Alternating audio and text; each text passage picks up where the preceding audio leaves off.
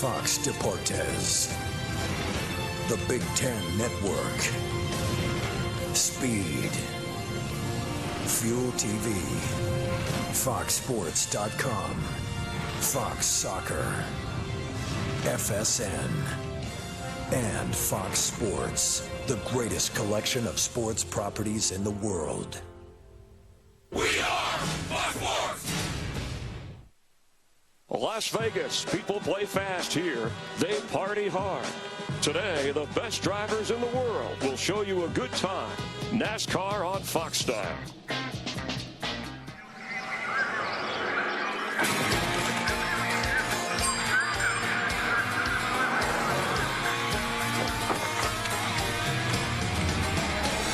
Hey y'all, it's racing day, so loud out here I can't hear a thing. Man, the fans are going wild.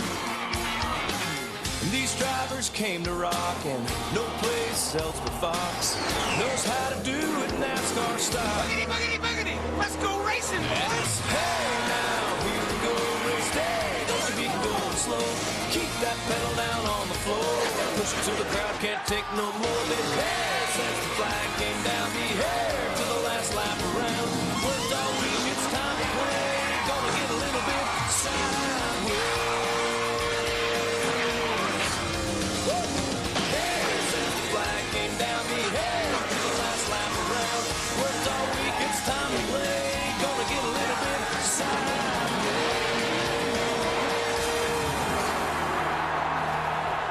NASCAR on Fox welcomes you to Las Vegas Motor Speedway. Speed's here like we've never seen here before. Fans catching a glimpse of guys going over 200 miles per hour. It's where the drivers are the headline act and all kinds of favorites, like the kind you bet on, and then the kind that are most popular with the fans, and the hometown favorite. Brother Kyle also in the mix with Kurt. And there's our two-time Daytona 500 winner, Matt Kenseth. It's the place, remember, where Tony Stewart and Carl Edwards showed their hand and went all in for the championship. As we welcome you to perfect weather and the NASCAR on Fox pre-race show delivered by Pizza Hut. Blue skies, temperature in the 70s, and we're ready to have a good time as we welcome you inside our Hollywood Hotel and Casino. The lights are flickering. It's the best seat in the house, and with some pretty good guys here as we welcome you to the place where America gathers every weekend for racing. I'm Chris Myers. Glad you're with us for the third race of this NASCAR season. Of course, our Hall of Famer, three-time champ Darrell Waltrip, two-time Daytona 500 champ Michael Waltrip. I know we're here to work, but you guys have enjoyed the weekend so far in Vegas? I'm going to get a little sideways. That's what I'm going to do. No, you know, this place is so much fun. It feels like a big event. You come here in this racetrack, they put on a show.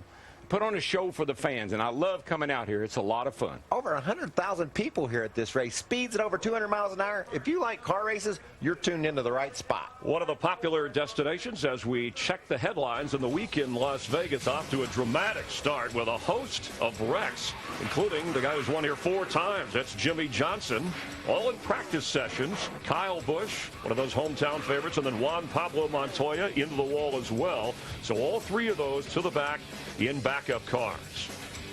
Earlier this morning, Dodge unveiling their 2013 Charger, which will run in the Sprint Cup Series. No Penske racing with Dodge, but Dodge remains in NASCAR for next year. The racing community visiting Las Vegas and remembering Dan Weldon. Jamie McMurray and Montoya's car will display decals of the 2-time Indy 500 winner. And Casey Kane set a track qualifying record with 190-plus miles per hour. He's on the pole. 5 of his 12 career wins have come from the pole. And if he could win today for Rick Hendrick and Hendrick Motorsports, that would be 200 Cup wins. But Kane, and he ran in the Samstown 300 on Saturday, putting a lot of pressure on himself. Well, Phoenix didn't go well for Casey. He had crashes both days in cars that he thought he should win with. I happened to see him at the airport, Chris, after Phoenix. He was flying back to North Carolina. I said, where's your plane going? He said, it's going to Vegas. I'm not ready to go there yet. I got to go home, get my brain around what happened in Phoenix, put it behind me, and be ready when I get to Vegas. And darn, he put it on the pole. Mature for a young driver to make that decision and show focus. But what about guys like Johnson and Kyle Busch, usually sharp here? How will the backup cars affect them? You know, I watched Jimmy go out in his backup car. 28 minutes. He hit the wall 28 minutes later. They're back on the track in the backup car, and it looked better than the primary.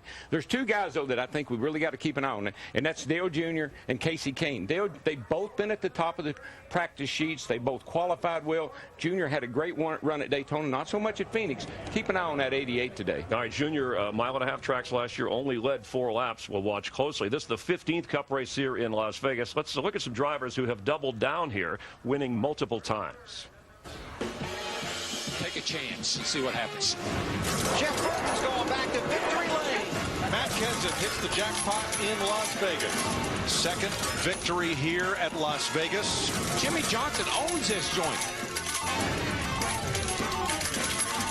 Well, of those double winners, Matt Kenseth, his 40th birthday yesterday. He might be on the radar today. Who else? Well, I said Junior, but also like the 48 car. Okay. From the back, Jimmy, 48. And guys have won from the back before. We've seen that happen, guys like Kyle Busch and Jimmy. Those Richard Childress racing cars are fast this year. Jeff Burton, it's been a while, 115 races since he's won. Look for him to be strong, too. Yeah, had a little bit of a run early at Daytona. We're just getting started here on the NASCAR on Fox pre-race show in Las Vegas, delivered by Pizza Hut. Hey, coming up on Around the Turn, see who's schooling who at the golf course. You can golf like you drive. Well, we're going to let it ride. Michael tees it up with Denny Hamlin to try and get in his head about self-discovery and seeking a championship. Also, Carl Edwards, he won here in Vegas a year ago. Can he get on a roll today? We'll talk live with the driver of the 99 Ford. And DW and Michael, they tackle the tough questions in Gas and Go. Our two jokers will come up aces, analyzing the races. The 2012 NASCAR on Fox season is just starting to heat up. A week ago, the duel in the desert left some drivers running on empty. He's out of fuel. Denny Hamlin delivered. Now, the series moves to the City of Sin, where last year all bets were off. Carl was on full tilt and cashed in his sole checkered flag of 2011. It's Vegas, baby, where anything can happen. That's one of the unique traditions to NASCAR and Las Vegas, the Hauler Parade. Thursday night, the trucks that carry all the equipment in the cars coming down the strip and putting on quite a show. I bet the valet parking was difficult. Carl Edwards has no problem parking, especially here in Las Vegas. Tony Stewart, who led the most laps. And who would have thought that those two would battle to the wire for the championship last year? Denny Hamlin, his 7th Las Vegas race, 3rd, his best finish so far. Well, 2 years ago, Denny Hamlin watched the championship slip through his fingers late in the season. Last year, he won just 1 race, but after time away from the track and some self-discovery, he's back in the win column, feeling confident enough to tee off with our Michael Waltrip.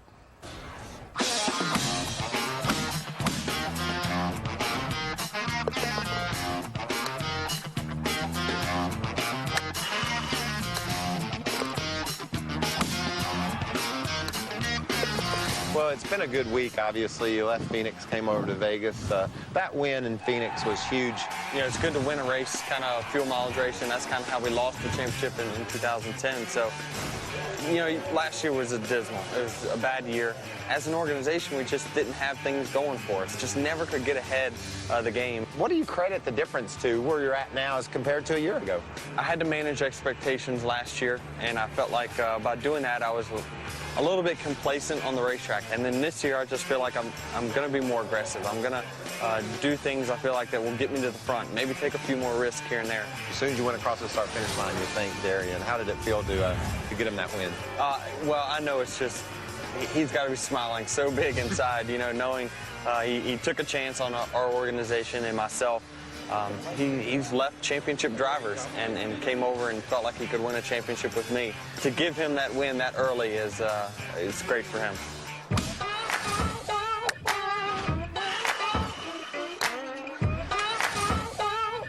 So after the race, you hear from your buddy Michael Jordan, you hear from Bubba Watson. That has to pump you up. Feels great knowing that, you know, guys that you look up to and their athletic ability in their particular sports, to be able to come out here and show their support and send you a text when you do well, and it makes you feel good as an athlete. You're in Vegas. Obviously, your focus is on the NASCAR race. Everything is about a race car. But you need a little diversion. There's plenty of diversions here. There's so much fun stuff to do here in Vegas. Obviously, I enjoy golf the most because it kind of gets you outside. I always can call you up. You never have anything to do since you don't drive anymore. So you're my golfing buddy. So I don't know. It's just, I like to get away. I feel that playing other sports, being active, is kind of what keeps me straight. It keeps my head kind of in the game. All right, so check it out. We're on the 18th. That's the 18th green. Turn around. Is that the pin? The guy clearly likes to play all holes numerous times. 4!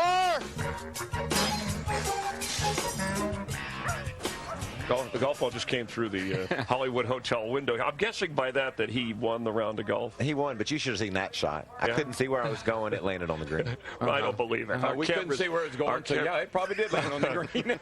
but Denny does seem, it's only one race, and it's early in the year. Where is his focus? I just love his attitude. I told you at Daytona, he's a guy possessed. He went out there and made things happen on the racetrack, went to Phoenix and won. So right now, everything's thumbs up for Denny Hamlin. Here's what I see. Darian Grubb, he's an engineer.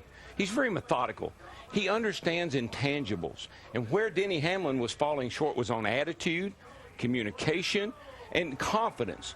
An engineer comes in, he sees those things. He came from the outside. It's kind of like the blind obvious. Until when you're standing back, you don't see it. But when you get in there, you all of a sudden see what the problems are. He has fixed a lot of Denny Hamlin's problems. Denny's contributed. Right. He's done a great job of getting himself prepared to get back out there and try to win a championship. But losing that championship was hard on that boy's confidence. Grubb coming over from Tony Stewart to join Denny to be the crew chief. And actually, when Denny was 10 years old, he stopped by. He looked up to a driver that I guess, I don't know if he respects him anymore, but that's Michael Waltrip with the 10-year-old Denny Hamlin at Richmond. Oh, aren't we cute? Well, one of you is. I don't know about the...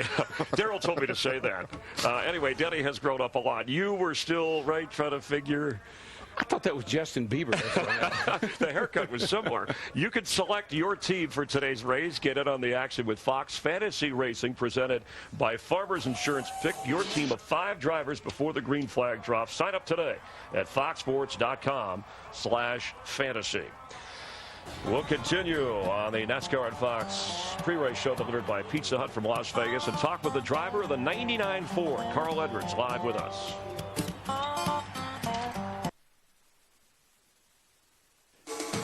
NASCAR on Fox pre-race show is presented by Pizza Hut. Order the new $10 dinner box today.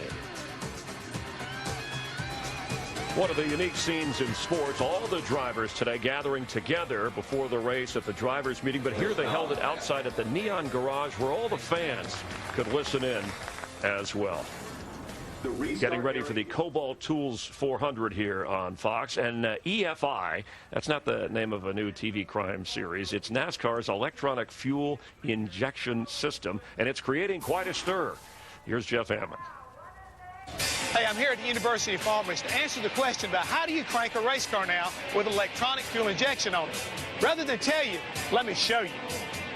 At the start of the race, the driver does almost like what you do inside your passenger car. He gets in the car, put his foot on the brake, he will turn the ignition switch on, allowing the electric fuel pumps to build pressure. Then he will hit the ignition switch and fire the car. Now, during the course of the race, you stall the car, spin out, on pit road, whatever. What you have to do is you have to shut everything down, just like you do at the very beginning, turn the switch back on, allow it to reset itself again, and then once again, he will re-hit the ignition switch, and the race car will refire itself. Business as usual. We're all learning what we have to do to get these things to start. What you need is a check engine light. Red light comes on, you got a problem with your engine. Listen, we've had electronic problems in these cars for years. We got those same boxes that we had in there for years. What we need now is an electrician. It's not as easy as the flip of a switch. Well, last year, Carl Edwards just missed out on winning the Cup Championship, and now he hopes 2012 will be his title season.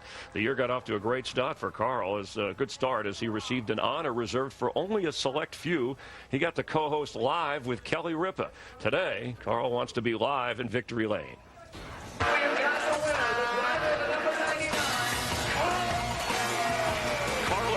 He's been a major force. Carl Edwards, your leader. That's the first one of the season.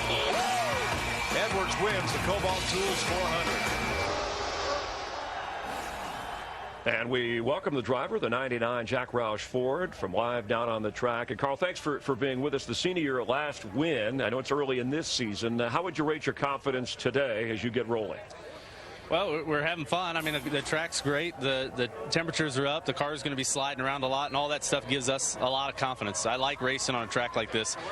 We weren't really fast on practice, so that has me a little bit concerned.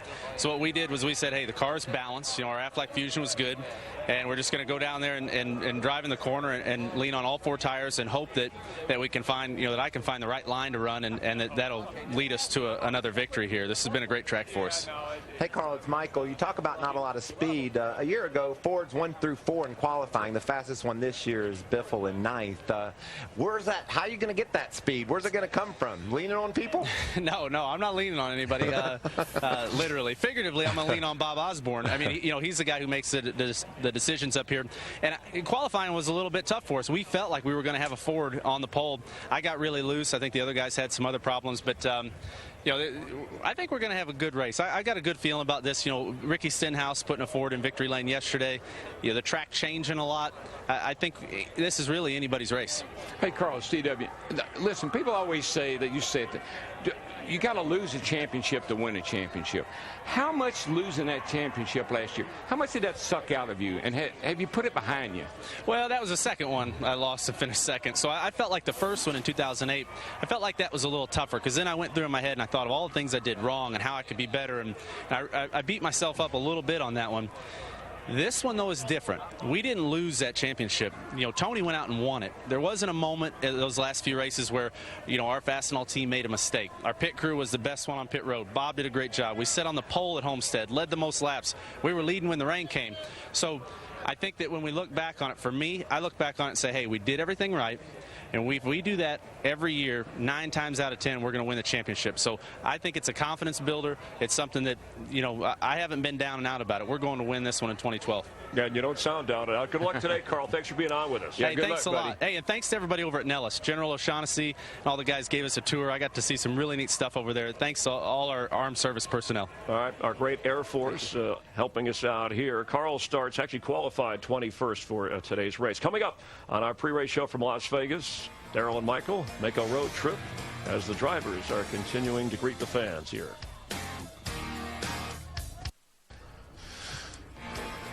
Glad you're enjoying NASCAR on Fox. That's 19-year-old Timmy Hill in his first Cup race. He'll be in the 37 car from Point Tobacco, Maryland. Population 15, and there's Jeff Gordon, and there is Gordon Nation across the country. Many times that number, the 40-year-old 4-time champion. You can choose which of the top 4 qualifiers will finish best in today's race. Text FAST to 34763 or go to AT&TFastestDriver.com, and you'll have a chance to win 4 Gs. That's 4,000.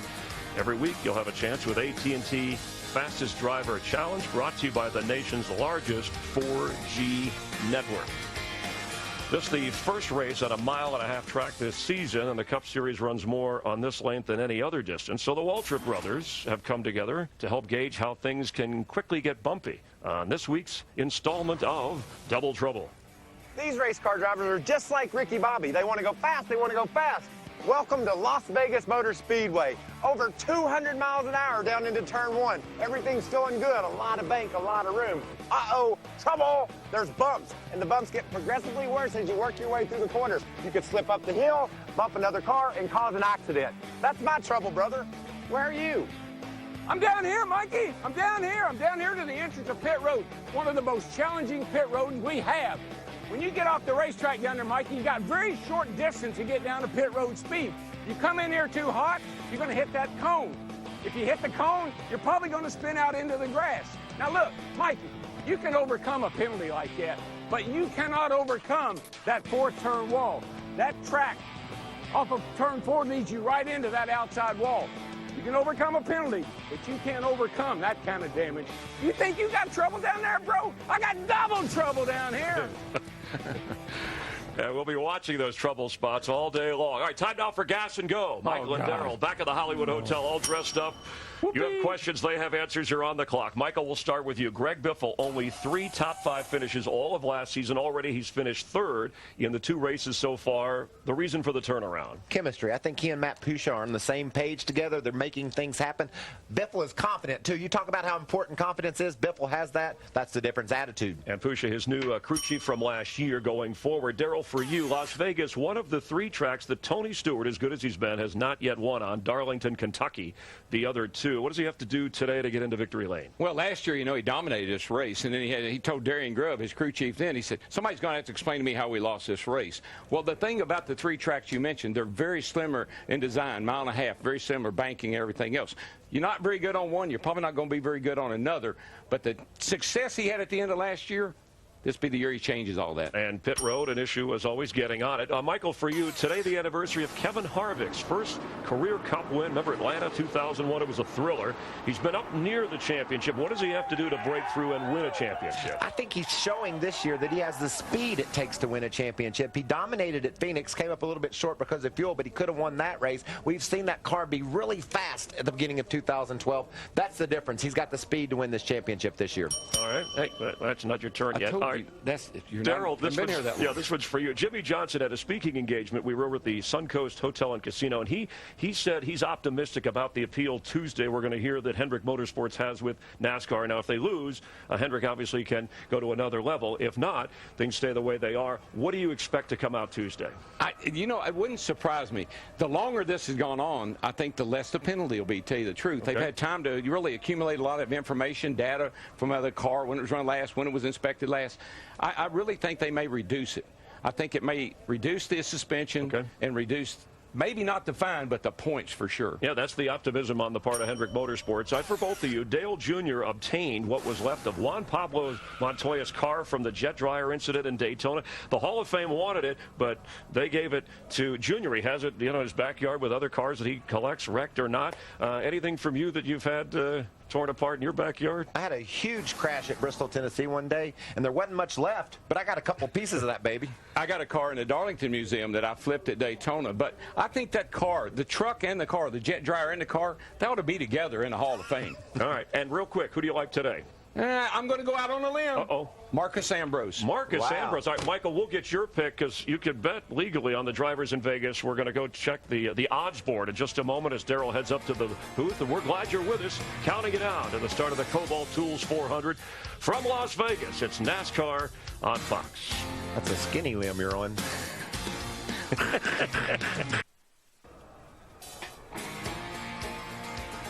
More than 150,000 here in Las Vegas to enjoy a race of 267 laps. Ladies and gentlemen, please rise and remove your hats as the Nellis Air Force Base Honor Guard presents our nation's colors. Remain standing as Las Vegas Motor Speedway track chaplain Kurt Schulke offers today's invocation. Heavenly Father, you have blessed us with this glorious day. And Lord, we ask that you keep safe all the drivers, their crews, and their family. We also raise up for protection the emergency and safety crews, Lord, who do such dedicated and necessary work when required. And Lord, we ask for your protective hand on our men and women in the military, both here and abroad, who are out there keeping us free, keeping us safe. And Lord, we ask this in your most precious name, and we all say, Amen.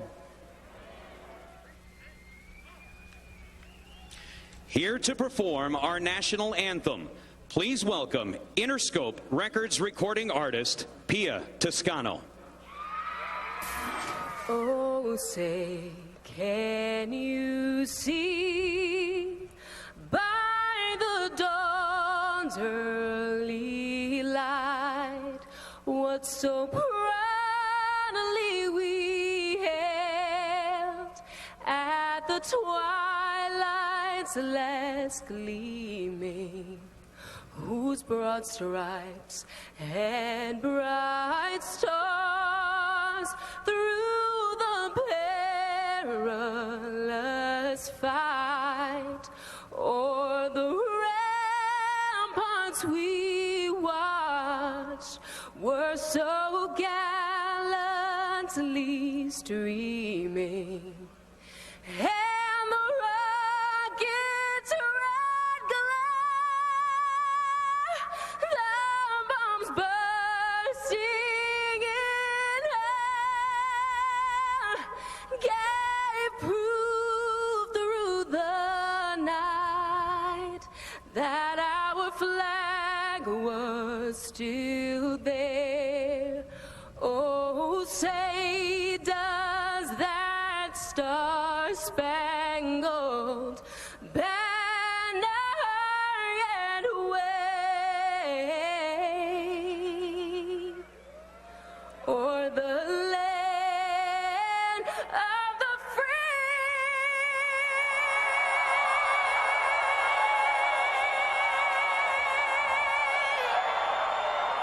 and the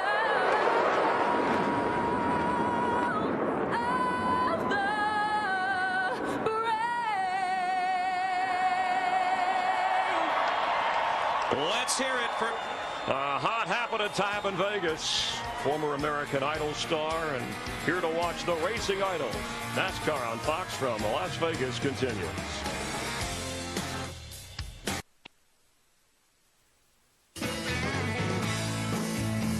I'm Jimmy Johnson, driver of the number 48 Kobalt Tools Chevrolet. On behalf of the entire team, welcome to Las Vegas Motor Speedway, the racing on Fox.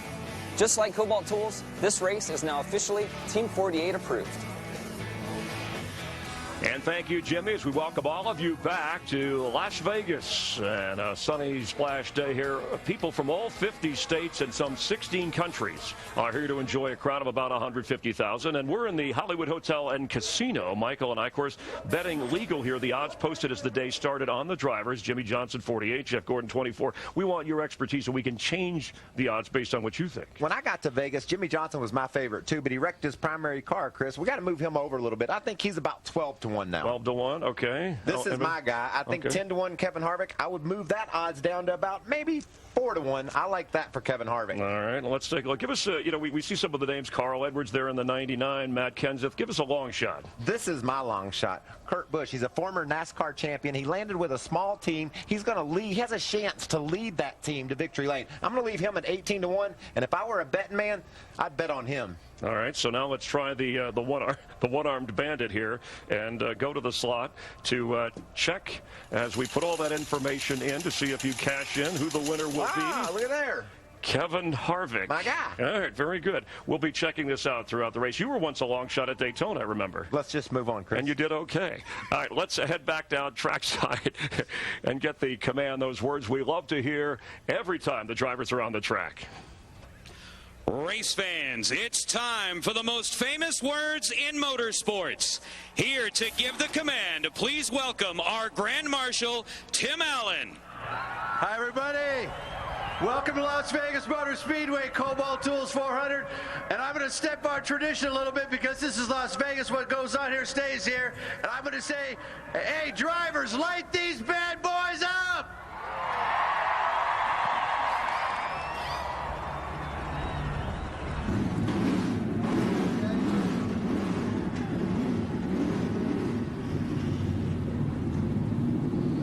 Dale Earnhardt Jr. actually moves up to the front row with pole sitter Casey Kane because Kyle Busch goes to the back of the pack with Jimmy Johnson. We're getting ready to go racing. Vegas start.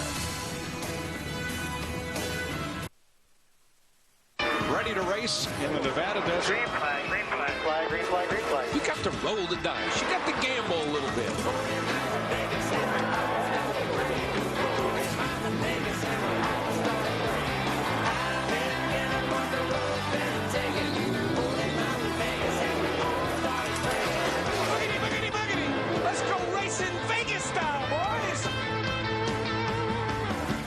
The Kobalt Tools 400, a good crowd, good weather, good racing, good fans. We're glad you're with us.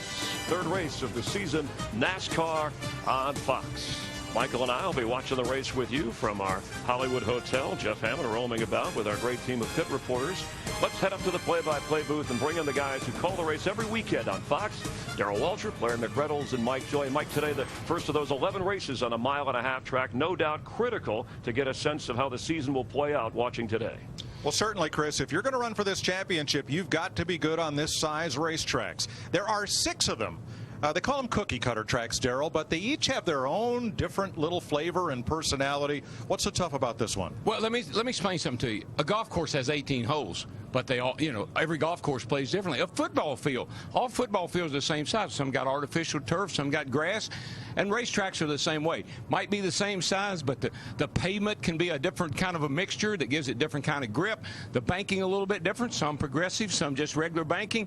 There's a variance to every one of these 1.5-mile racetracks. Gives them their own special personality. Well, one thing we've learned about this track, Larry, and it goes along with Las Vegas, you can't count your money until the checkered flag falls. Well, I think a lot has to do with racing around here at over 200 miles per hour. But I go back to this race a year ago. Tony Stewart dominated this race, absolutely in a zip code of his own, and pretty much the race was taken away because of a miscue on pit road. Greg Biffle was second best. They couldn't get fuel in his car, pretty much handed the race to Carl Edwards. The moral of the story, you may be in a position on the racetrack to win it, but it can certainly be taken away by a mistake on pit road. Yeah, the last 2 years here, the fellow who ended up in victory lane didn't even lead the race until well after halfway. So stick around. This is going to be fun. I think it will be. It's going to be a fast race, and it's hot out there today. The track's going to be slick. We're going to get a little slideways. So as the cars roll off pit road, let's have a look at our Geico starting grid for the Kobalt Tools 400. Casey Kane has his 3rd pole here, the most of all drivers. And Kyle Busch, the 2009 winner, who came from the rear, he'll do it again. Kevin Harvick, top 10s in both races this season. And Dale Earnhardt Jr., best average finish here at Las Vegas since he joined Hendrick. Clint Boyer and Jimmy Johnson, 4-time Vegas winner. Johnson goes to the backup car. Tony Stewart won the last 3 races on a 1.5-mile track. Hasn't won here. He's with Joey Logano. Greg Biffle, 3rd in both races this season, and Martin Truex Jr., Matt Kenseth, 2-time winner at Las Vegas, and Kurt Busch. Now let's go to the front row, Darrell, and let's dial one up. Let's see if we can get Casey Kane. Hey, Casey Kane, it's DW up in the Fox Sports booth. You got a copy there, buddy? Yeah, I got you, Darrell. Casey, man, great run on the pole, new track record. You've had fast cars, but you don't have much to show for it. How do you feel about today? Well, I think the track's going to get pretty slippery. Yesterday it wasn't too bad, but I think it'll get slicker as we go here. So we just have to keep up with that, the adjustments, and stay calm.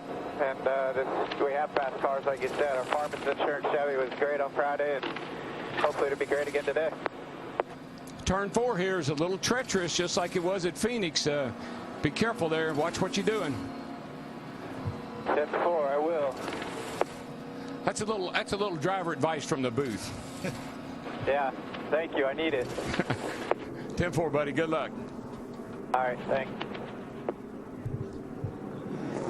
Today's race is brought to you by Budweiser, the beer that starts with full flavor and ends with a crisp, fast finish. Great times are waiting. Grab some Buds. Well, let's get late-breaking stories from down on pit road, beginning with Steve Burns. Yeah, thank you, Mike. As you mentioned, Kyle Busch qualified on the front row, but a practice crash yesterday has relegated him to a backup car, and he must go to the rear of the field. I asked crew chief Dave Rogers if they would employ any different strategy to get track position. He said if there's an early caution in the leader's pit, they might stay out. But he said Kyle feels very confident about getting to the top 15 and doing so quickly, Matt Yoakum. Steve, Dale Earnhardt Jr. starts today 5th in the championship standings, qualifying 4th. Now, as crew chief Steve Letarte told me, there's going to be a number of challenging factors that they're going to have to try to overcome throughout the day for everyone up and down pit road.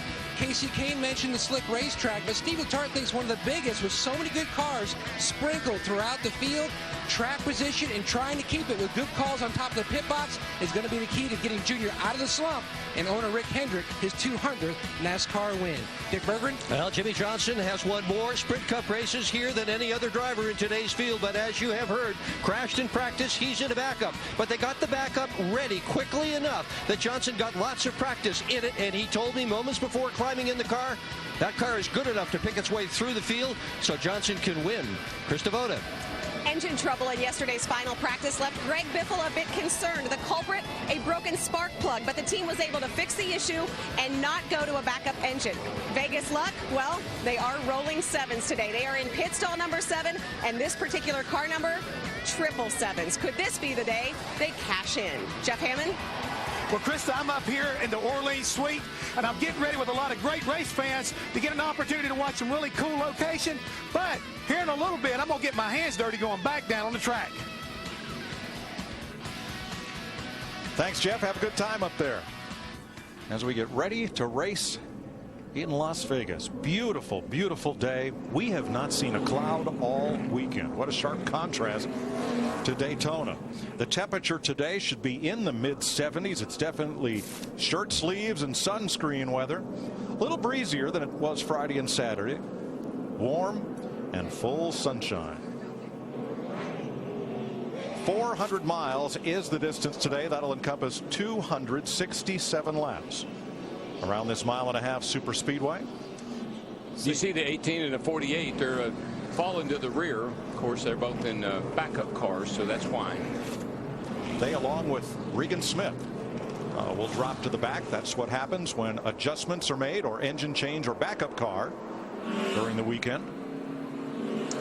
Saw that pit road speed of 45 miles per hour. It never fails. A driver gets busted for speeding here. Out there running over 200 miles an hour, got to get down to 45 on pit road.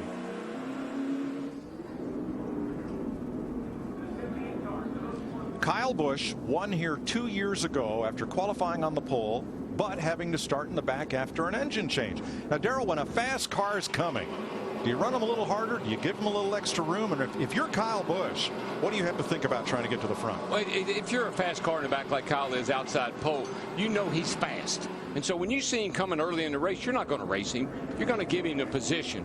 Later in the day, it might be a different story. But early in the race, let that guy go. He's trying to make up a lot of ground. And then I think also, as you heard in the pit, we'll probably see some strategy by Kyle Busch's team and Jimmy Johnson's team. Maybe 2 tires early in the race.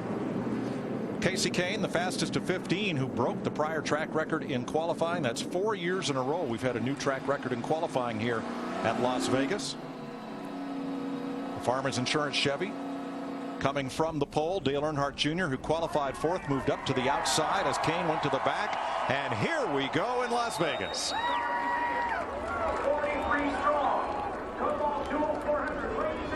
I love the way the flagman holds on the green flags in the air. Boogity, boogity, boogity. Let's go racing, boys.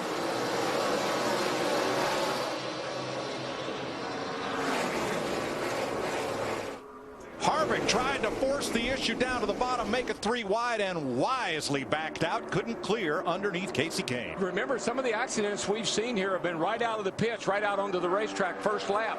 So these guys are a little cautious, I hope. And now, the driver who unbelievably only led a total of 4 laps last year on all the mile-and-a-half tracks, Dale Earnhardt Jr. has got 1 in the bank. He's our leader. I think our fans are letting us know who led that lap right there. But Dale Earnhardt Jr. in the 88, he has been fast all weekend long. He led 2 laps at Texas, nearly won at Charlotte, came within sight of the checkered flag before running out of gas, but only led 2 laps there last May. But his average finish on mile-and-a-halves is the 5th best at 11.7. So he runs good on these tracks, hadn't led a lot of laps. You're going to win a lot, you got to lead a lot. That second place car may look unfamiliar in bright yellow, but that is the Joe Gibbs number 20 Toyota of Joey Logano, who's had a strong weekend. Yeah, and he's had a strong season so far. Joey Logano in the 22 top 10 finishes, in the top 10 in points. What a turnaround. I know it's early, but what a turnaround from 2011. A lap at 2 laps, Kyle Busch has gained 12 spots. He's 31st, Jimmy Johnson 35th, as that's Matt Kenseth in turquoise.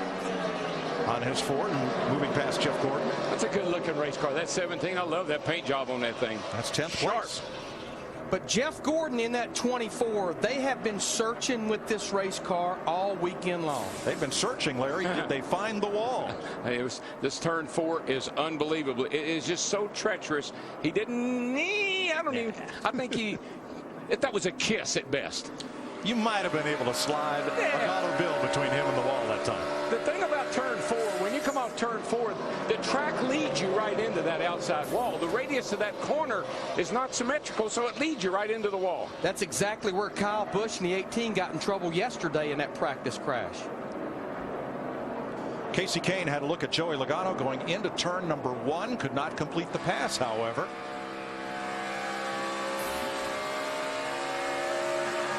Harvick is settled in 4th, Truex 5th, Kurt Busch in 6th, Allmendinger, Stewart, Biffle, and Kenseth. We go down into turn 1, and you heard in the pre-race show, Michael was talking about the bumps. The car basically porpoises. It kind of hops through those dips in the racetrack. It's right where the tunnel is. So the tunnel at most racetracks creates a bump or a dip. It upsets the car. It'll shoot it up the track if you don't have the right package under the front end there, shocks and the geometry-wise. Now these two are running about 2/10 off of Dale Earnhardt Jr., who is extending his lead. Teammates battle. That's Greg Biffle on the outside of Matt Kenseth, and trouble for the 33. Brendan Gaughan, he has pounded it. He's been hard into the wall. Third Las Vegas native in the race beside the Busch brothers. Here, pretty heavy damage on the right side. Still under green. We still continue. And Brendan was so excited about this race. Had a great run yesterday. Had a good practice, and just here it goes pretty much away on him here before lap 10. Yeah, and trouble for Casey Mears, the Geico Ford in the pits. Now just ahead of Kyle Busch, this is Brendan Gaughan. Yeah, and he's down on the bottom. He just watch the car. Washes up a little bit, gets a little bit loose. Down, slaps that wall hard. He was in 26th place, probably with an eye to the mirror as Kyle Busch was working his way up through the field. Well, there's the stat on Dale Jr. He's just about doubled his lap leading total on tracks this size for 2011. And right now, he is a little quicker than everyone else by about 2/10. So he's not only going to lead more laps than he led all last year on a 1.5 miles, he's going to really add to that total. But Darrell, what I'll be anxious to see, can they put the beginning, the middle, and the end of this race together? They've been good all weekend long. They just got to stay caught up with it. And that's where Dale Jr.'s got to do his job. He has got to tell Stevie Letarte what that car is doing and what it needs, and stay up on it and don't get behind.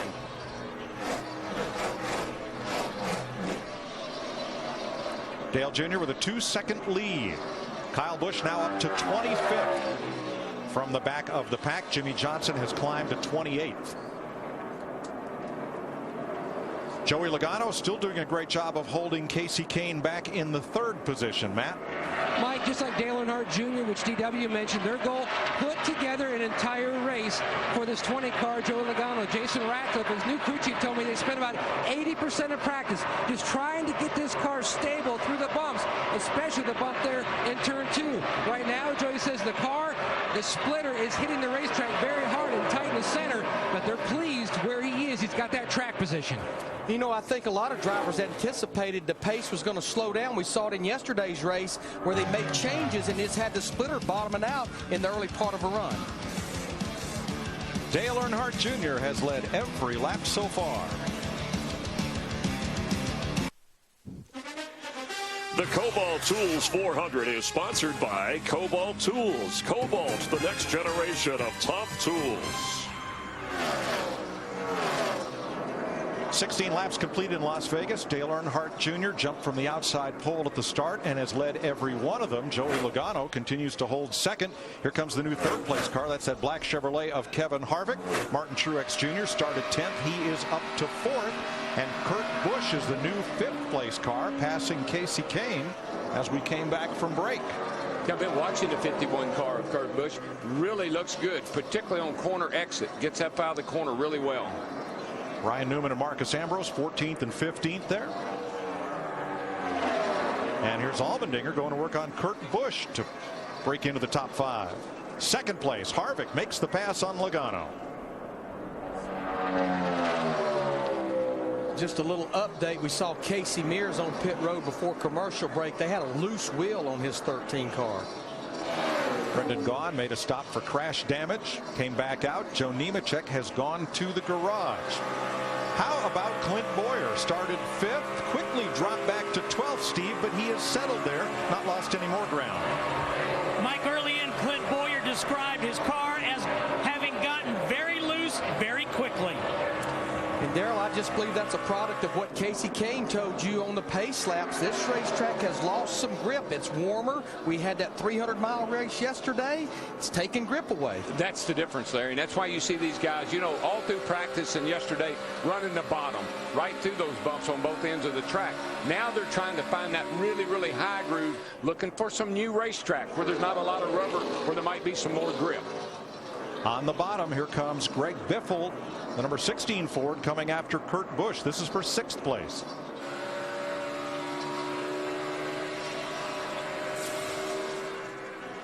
Now this was one lap ago.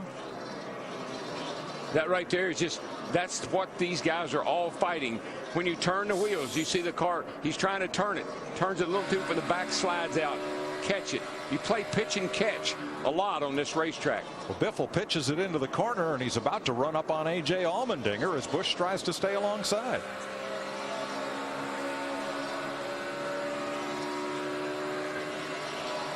Our pole sitter, Casey Kane, has been kind of easing back through the field. Krista, currently at 9th place. Yeah, Mike, you, Larry, and Darrell talking about how he said this track would change. I talked to him this morning. He said it is just so sensitive. We know this track is going to change. On lap 8, he radioed into his crew chief, Kenny Francis, and said, my car is loose into 3. 3 laps later, he said, it is just way too loose everywhere. And what you have to do once a car is that loose, you have to slow down. That's all you can do. You got to back the corner up. Don't drive in so hard, and you're gingerly getting back in the gas. Can't be aggressive with the car at all, and that's why you lose spots. Tony Stewart in the 14 moving forward again. He had dropped back to 11th. He is now 9th, and Jeff Gordon gets back up into the top 10. For more on Gordon, here's Steve. Yeah, he started 16th, Mike. His report to his team just a second ago is that his car has gotten tight in the center. Alan Gustafson saying today is going to be about the art of racing, keeping up with the racetrack. Well, that's what we talked about Dale Earnhardt Jr. in the 88 car. His teammate is making sure that Dale Earnhardt Jr. gives Steve Letarte the right information and they make the right adjustments to keep up with racetracks changes it's going to go through. Yeah, because if you're good right now, Larry, you know the car's not. Dale Jr. right now, his car's probably perfect.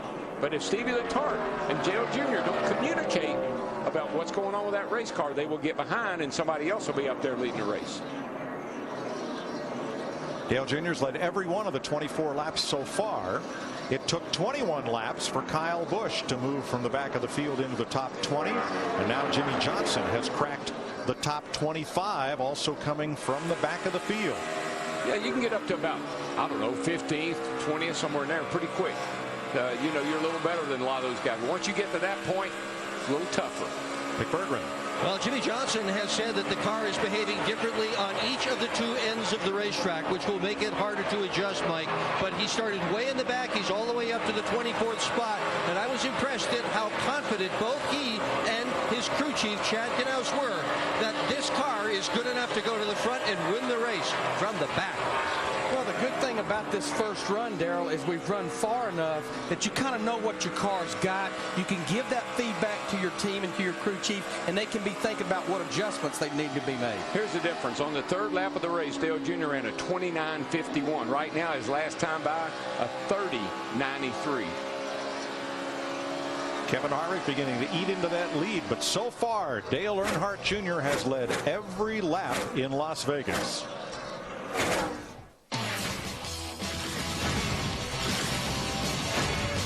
You're watching NASCAR on Fox. The Kobalt Tools 400 is sponsored by Sprint, proud sponsor of the NASCAR Sprint Cup Series. By Geico, 15 minutes could save you 15% or more on car insurance. By Pizza Hut, order the new $10 dinner box today. and by Dodge. Visit your local Dodge dealer today. 31 laps complete. Let's take an inside look at what's happening in the NASCAR Sprint Cup Series, brought to you by Sprint. You'll see lap leaders and biggest mover in this race and get unlimited access to the NASCAR Sprint Cup Series with live in-car audio and real-time stats only on the Sprint network. Learn more at sprint.com/speed. Dale Jr.'s lead has been chopped in half as Kyle Busch works his way through the field in 20th position right now. Harvick 1.7 back of Dale Earnhardt Jr. and for third, Martin Truex Jr. moving past Joey Logano. That little 56 car, boy, the last few races of last year and starting of this year, it's been a good little ride. Yeah, Darrell, he finished 7th at Phoenix. The last 7 races, 5 the end of last year and 2 starting in 2012, 5 top 10 finishes for Martin Truex Jr. Doing a good job, he and the whole team. At the other end of the pack, Joe Nemechek back on track after losing 13 laps, and Brendan Gaughan lost 9 laps on pit road with the hood up. He is back in the race. One of the things that hurt Junior a little bit is he ran up on Dave Blaney, and Blaney gave him a hard time in the 36 car there. Couldn't get by him for several laps. Really slowed Junior's progress down. Let Harvick back there in the 29 come charging up there, close the gap a little bit. Kevin Harvick is now within 1.6 seconds of the leader.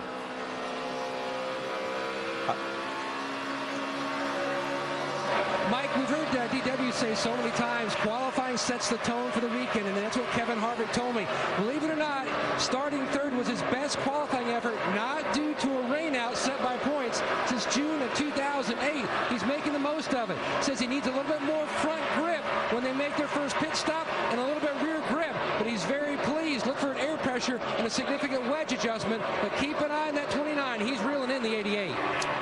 He really is, man. He really is. And I like that Shane Wilson, his crew chief. I think that's going to be a real winning combination for Kevin Harvick. Yeah, Kevin's finished third in the championship points the last 2 years. They decided they wanted to make that change, and they actually made a change with the crew chief and most of the key members of that race team. A.J. Allmendinger hunting Matt Kenseth and Greg Biffle as they work their way around the mile-and-a-half Las Vegas Motor Speedway. Allmendinger 6th, Brad Keselowski in 12th. Are the Dodge Chargers in the race? Robbie Gordon failed to qualify.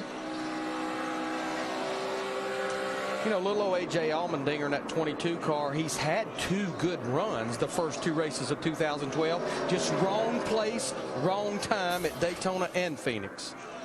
I think he'll settle in nicely there over the long haul, and he will live up to those expectations that people.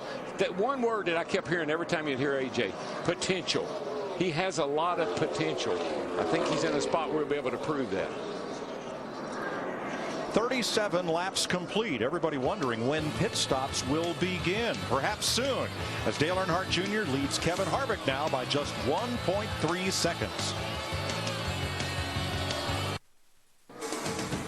The Kobalt Tools 400 is sponsored by Budweiser. Great times are waiting. Grab some Buds. 42 laps in, Bobby Labonte's made a pit stop. Dave Blaney, Landon Castle, Travis Kvapil. Now on Pablo Montoya, Regan Smith, and here's the race leader. Dale Earnhardt Jr. surrenders the lead for the first time today to come down pit road, along with David Rudiman. Stremmy's been in, and caution is out. Caution is waving. This may change things drastically. Well, I think where the leader's at right now, he's going to go into turn 3. I think they're going to go ahead and complete this pit stop. And where they're pitting, Mike, right before the start-finish line, all they have to do is beat that leader right there. I think he's going to be okay. So rookie Timmy Hill hitting the wall coming off turn number 2. Stremme had also pitted, and now Kevin Harvick crosses the line under caution. So the cars that stopped under green will be able to cycle through and lead the field to the green when we get a restart. Dale Earnhardt Jr. had the perfect pit box because it's right there before the start-finish line, and if you're, as long as you beat that leader to the start-finish line, if you're pitting before it or you're coming down pit road before it, you're okay. Now in that exchange, we're told that Kurt Busch did lose 1 lap to the leader. See, there's his stall right there. Right at start finish. So it's the first caution of the day, and it comes out working lap 45. have a look under the Aaron sign for where Timmy Hill gets up and in the wall. Yeah, way up around the rim of the racetrack and rides it pretty well. The young 19-year-old starting his first Sprint Cup race today.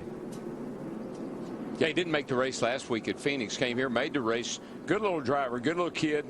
He's a 2009 Allison Legacy Car champion, and he's also a two-time World Karting Association champion. So NASCAR officials confirming Dale Earnhardt Jr. did stay on the lead lap. However, Kurt Busch was trapped 1 lap down. Everybody else comes to pit road. Dick? Matt Kenseth started in the 11th position. Mike, he worked his way up to 4th spot. Turned 40 yesterday. Car is good. No problems at all with it. Matt. Kevin Harvick needing more grip in the front and back of the race car. Chassis adjustment half completed on the 29. He was going to stay out a lap after the 88 pitted and then hit pit road. Martin Truex says his car is pretty good. I just needed to take off a bit more grip. Meanwhile, Greg Biffle says, free it up. I want to let these horses run. Steve? Jeff Gordon says it is slick out here. They made a track bar adjustment. They raised it. And according to Alan Gustafson, they made a bunch of air pressure adjustments on Jeff Gordon's car. Wondered if Kyle Busch might roll the dice. He did not. They took 4 tires. Trouble for A.J. Allmendinger. As he brought his Dodge into the pits, he overshot the line in his pit. They had to back him up before they could service that car. And Jamie McMurray still on pit road, receiving service under the caution flag.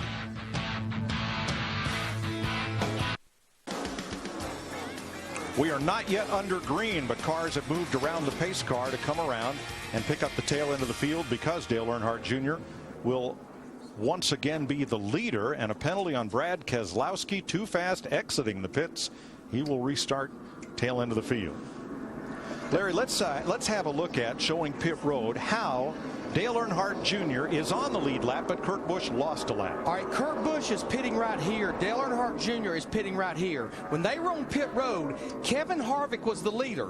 When the caution comes out, all you have to do is either beat the leader at this line, which is the start-finish line going across pit road, which Dale Earnhardt Jr. did, or the pit out line, which is right there, which Kurt Busch did not. And because Kurt Busch was down toward turn 1 in his pit stall when the caution came out, he had to go to the pit exit line to beat the leader and wasn't able to. Well, and remember, Junior came in as the leader, so he had a gap between himself and the 29 car that Kurt Busch didn't have. Yeah, it has nothing to do with where you're pitting. It's just where you're at on pit road versus the leader. 27 cars on the lead lap. David Reagan gets the free pass. Here's our KFC fresh start. KFC come in today and taste why fresh is better. Now this is a critical time of the race. We've had a long green here. Teams have had a chance to analyze and evaluate what they have. Who makes the right adjustments at that pit stop, that first one? Harvick Earnhardt for the lead, turn 3.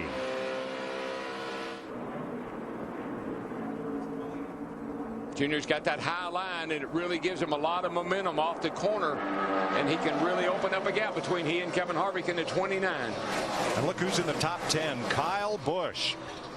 Quick work by his pit crew, and he is up in the top 10 after starting this race out back. And look at Junior beginning to pull away once again. Yeah, Kevin's on the bottom. Junior in the 88 is up at the top, and that high line seems to be the way to go right now. Matt Kenseth, best of the Fords right now, in third with his teammate Greg Biffle fourth. You know another driver, though, that's making some noise? Our champion, Tony Stewart, at 14. He's battling Greg Biffle in the 16 for fourth. Remember, dominated this race 1 year ago, had the pit road miscue late in the race, finished second.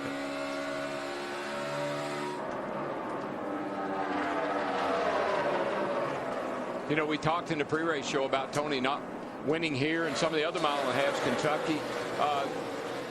Based on his performance at the end of last year, I'd say he's going to change that this year and maybe today. He said after the checkered flag fell here last March, somebody's going to have to explain to me why we didn't win this thing. He was not a happy camper. And I think that was an indication of things to come between he and Darian Grubb. They had some miscommunications, some disagreements all through the year until he got to the chase. Interesting to note the 3 tracks he's not won on are tracks we only go to once a year. Well, and we've only run one race at Kentucky. That's the race that Kyle Busch won last year. Matt? Mike, if you're a Tony Stewart fan, you know that he loves it when the track gets hot and slick, and the comments back to his team is the track is starting to really get slick. The biggest issue he had in the first segment, side bite. But as the laps wore on, it came to him more and more. They made a slight air pressure change. He's pleased with the 14 machine. What he's talking about side bite is when the car gets in the corner and it rolls. It rolls over. It'll either roll over and stick, or it'll roll over and slide. And if you got good side bite, you're going to be able to run through the corner a lot harder than if you're sliding up the hill. Jimmy Johnson about to break into the top dozen. Watching from the 5-hour energy cam on Clint Boyer's car as Johnson makes the pass for 12th. Remember, that's a driver that started at the tail end of the field in a backup car because of a crash yesterday. Dale Jr. had a 1-second lead over Kevin Harvick prior to slowing for pit road, and he's back up to 1.2 seconds up on Harv right now. Yeah, right now Dale Jr. again is just doing what he did in that first go round. He's about 1/10 to 2/10 quicker than Kevin Harvick. But the guy that's matching his lap times pretty close is the 14 car, Tony Stewart. They're running pretty similar times. Larry, on this first pit stop, we didn't see any or much gambling on 2 tires for track position. Now, when you run that far, Mike, because as you saw, we were about to cycle into green flag pit stops. You needed a full tank of Sunoco race fuel, so you had to take 4 tires. 2 tires would have been a disaster right there. In all of 2011, Dale Earnhardt Jr. led 52 laps the whole year. He's led more than that today. Yeah, car is awesome. Now he's dropped down to the bottom, and that's something I really like to see. And he's experimenting, and that's smart. That's using your head. He ran the high line, got that gap. Now he's going to run the bottom and see, what if I had to go down here and make a pass? Can I do it?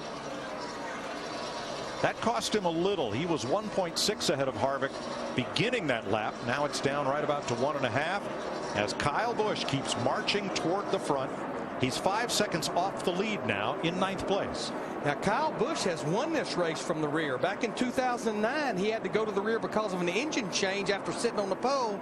Looks like he's trying to repeat that feat. Well, if he's coming to the front, he's going to have company because Jimmy Johnson comes into the picture. Against the number 5 is Hendrick teammate Casey Kane. Yeah, I think what's happening with the 29 to 14, they're racing each other. And right now, Harvick's playing defense. He's trying to keep the 14 behind him. It's costing him time to the leader. But as soon as Tony gets by, I think he's going to have a little something for Dale Jr. And there he makes the pass. And I think he'll be able to go. Here we come, baby. You know Tony Stewart's got a good car when he's doing his own cheerleading on the radio. 59 laps complete in Las Vegas in the Kobalt Tools 400.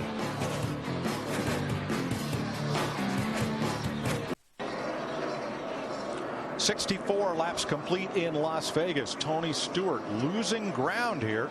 He's dropped back into the 5th position behind Greg Biffle, and he's got a piece of debris there on the grill. Yeah, well, he's trying to get up. Every time somebody goes by, he can't get up close enough to them as they go by or to stay with them to get that sucked off of there. Just happened. It's gone. Good. Matt Kenseth passed him. He couldn't hang with Kenseth, but he was able to get close enough to Biffle to blow that piece of debris off the grill. And now he can get cooled down and hopefully go back to the front. Here's a look. Thanks to Greg Biffle's onboard camera. Got it. Goes. When you get that close, the pressure on the nose changes. It almost starts pulling away rather than pushing against the nose. He couldn't stay with Matt Kenseth, and neither could Kevin Harvick. Kenseth has gone by into 2nd place.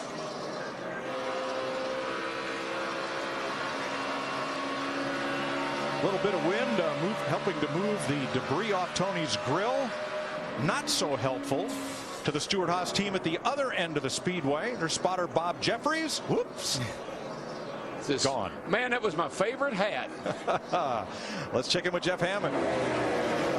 Mike, I'm down here in turn 4 right off the exit of it. A lot of cars have started to get free and running up the racetrack. One of the things I think is kind of factored in today, different than earlier in the week, is the wind. It's blowing directly across turn 4. So when this track starts freezing up, a little extra of a sudden is really moving these cars around. And these cars are big. These cars are a lot bigger than they look like they're on TV, and the sides are really huge and flat. That's why they get so much side force. And when the wind starts blowing, it does move the car around. Wind speed up to 15 miles an hour now. That's the most it's been this weekend. Timmy Hill in the garage. J.J. Yaley, smoke from his car. He went to the garage a few laps ago. Those are the only 2 cars out of the race as Dale Earnhardt Jr. continues to lead here in Las Vegas. Enter now for a chance to win the Camaro Synergy and a Talladega Race Weekend package and get to meet Tony Stewart. Visit CamaroSynergy.com to enter.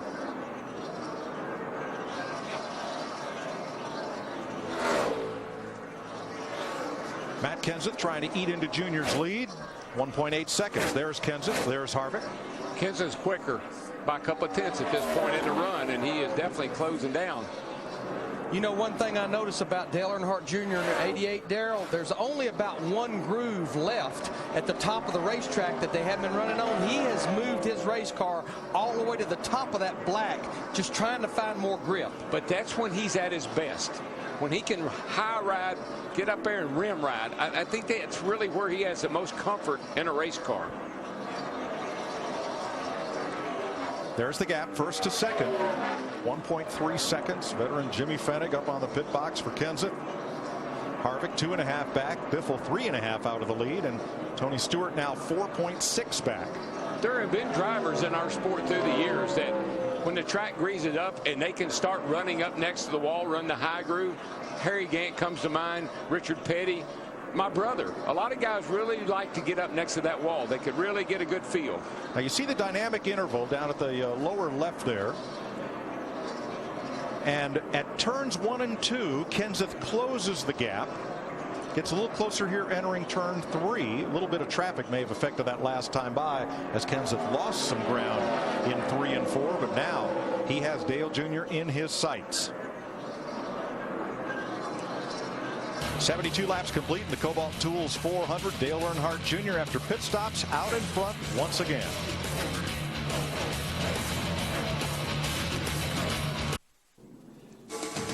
The Kobalt Tools 400 is sponsored by Lowe's. Lowe's, never stop improving. Caution out for the second time at lap 72. The number 10 of David Rudiman having trouble getting onto pit road. The track opened for pit stops, and here's a look at the leaders.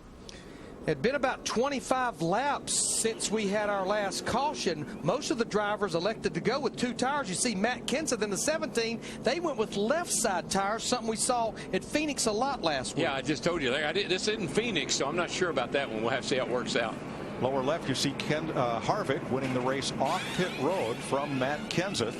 1 driver stayed on track. David Reagan did not pit, so Reagan is the race leader. A lot of 2-tire changes most of the way down pit road under this, the second caution of the day. Let's get down to the Hollywood Hotel. Thanks, Mike. With Michael Waltrip, Chris Myers. Hope you're enjoying NASCAR on Fox from Las Vegas in time for an AT&T race break brought to you by the nation's largest 4G network. Rethink possible. Dale Earnhardt Jr. is good news. He's already led more laps today, 70 plus, than all of last year. He led 50 plus through 36 races. That's a good sign. And of course, Dale Earnhardt Jr. once led 130 laps to start a race. That was in Bristol back in 2002. We know the fact that he hasn't won in 3 years. What do you take away from how he's running so far? Well, I like his car while he's out front, but now he's going to be back in traffic, Chris. There's a couple of guys that had to start in the back and backup cars, Jimmy Johnson and Kyle Busch. They've been able to march through traffic and make their way inside the top 10. They know what kind of car they have to race with. They're all over the place. Dale Jr.'s been out front, setting sail. Now he's going to be stuck in traffic. It'll be interesting to see what kind of car he has in that situation. Jimmy Johnson has made up 33 spots. It's been 20 plus for Kyle Busch. It seems like they're comfortable. They've won before coming from back of the pack. back. In fact, 2009, when Kyle Busch started on the pole, had to go to a backup car, was able to come through. And it's been a really great opening laps of this race for these guys. They've been able to put their car in a lot of different situations and pass people, pass. You get out front and you lead the race, you get a little bit complacent and you're like, this car is good. Put it in traffic, maybe it isn't so good. The quarter mark of the season, just going past 100 miles in this 400-mile race, and this has been an AT&T race break. Mike, no driver leading the first lap has ever won the Las Vegas race in 14 previous tries. Wow. Dale Earnhardt Jr. was the first car to take 4 tires, and he will restart 16th. David Reagan has given up the lead and made his pit stop. Our Aaron's lucky dog is Kurt Busch. You don't need credit. All you need is Aaron's. Busch gets the free pass on this restart. Remember how Kurt got a lap down? He was running up there in the top 10, and he was trapped on pit road when that first caution came out. Great break for him because he's got a good race car.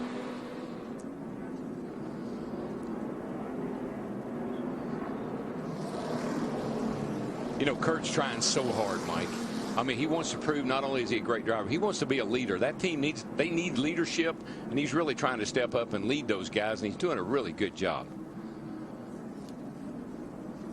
27 cars on the lead lap as we get set for the restart. Kevin Harvick outside, Matt Kenseth on the front row. Let's crank it up.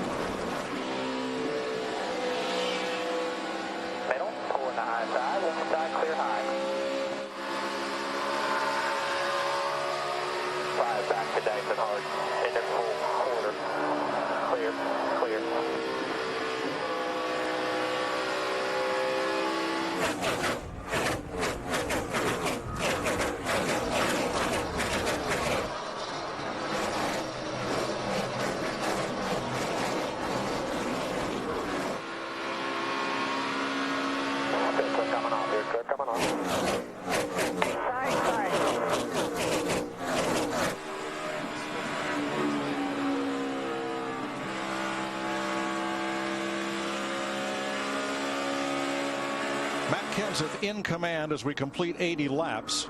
Kevin Harvick second, Jimmy Johnson a fast closing third, Tony Stewart, Greg Biffle, then Martin Truex, Ryan Newman, and Carl Edwards. Whole different cast of characters at the front. Well, it's track position. Dale Jr. had the fastest car, and he still got a fast race car, but he took 4 tires. He's back in traffic. He just can't pass these guys just as easy as it was when he was running up front all by himself. We'll watch him from our aerial coverage as Dale Jr. Goes 3 wide here against Menard on the inside and Allmendinger on the outside. Nobody's giving him a whole lot of room. But he's being real aggressive. You watch him get down in the middle of this corner. He's got AJ on the outside in the 22, and there's Menard in the middle. But watch Jr. He says, I got to get out of here. And this is the first time that Dale Earnhardt Jr. in the 88 car has been in traffic today. He has led almost every single lap. He sits in 16th place. Here's your top trio.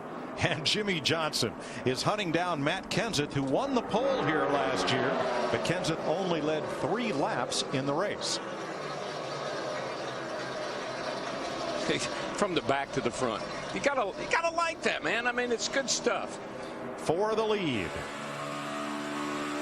And Darrell, he's done it in working on doing it in 83 laps with only 2 cautions and pretty much had to change 4 tires that first time. You know what, Larry, but what I love, that they wrecked that car in practice yesterday. In 28 minutes, they had this car, this backup car, on the racetrack. They got laps in that car, and they knew what they had. That thing looked better than his primary car to me. You can see right there Jimmy Johnson in the 48 right around the bottom of the racetrack through 1 and 2. My man, you'll get it.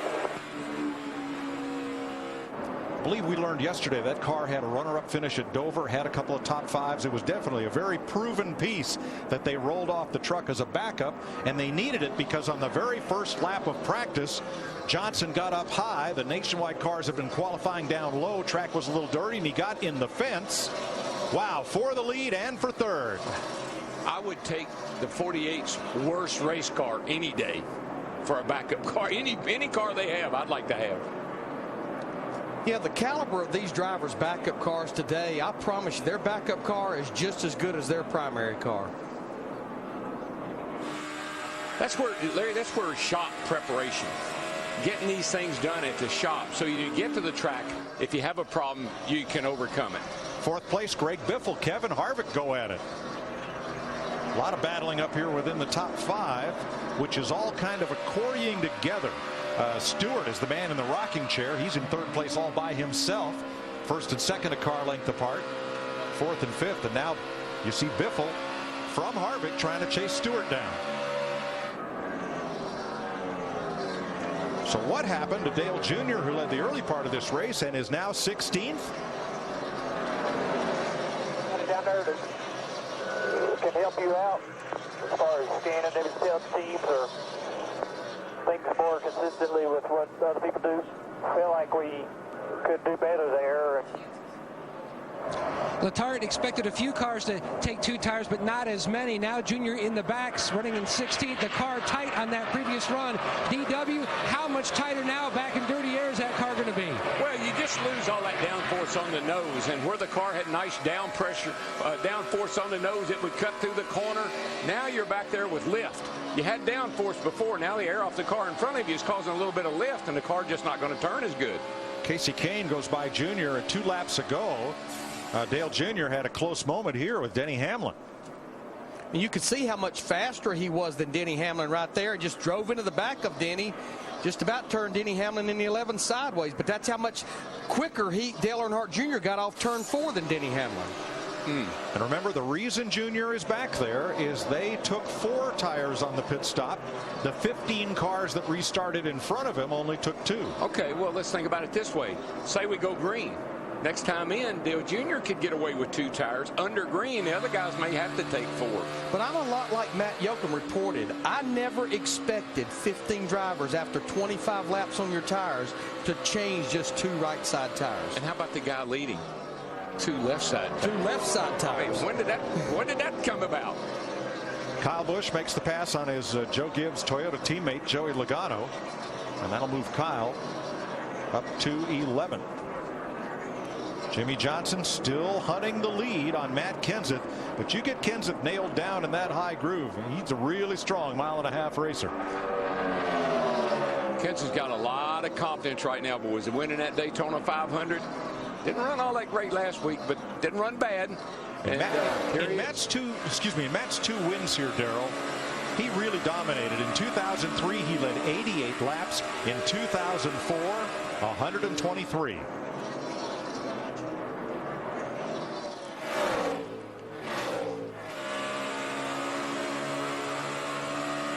Jimmy Johnson does not give up. He keeps going to the bottom, keeps trying to get that lead. Why, Darrell, is it so important for him to get that car out front? The number 1. That would be 1 point. And that's important when you're back there in, what is he, 37th or wherever he is? 25-point penalty to Johnson at Daytona. His crew chief Chad Knaus and car chief Ron Malik will have their appeal heard by NASCAR this Tuesday as they attempt to overturn a 6-race suspension, $100,000 and 25-point fine for a car that came to inspection at Daytona outside of what NASCAR considered proper specification for the body. Came to the track. Yes. Never quite made it to inspection the first.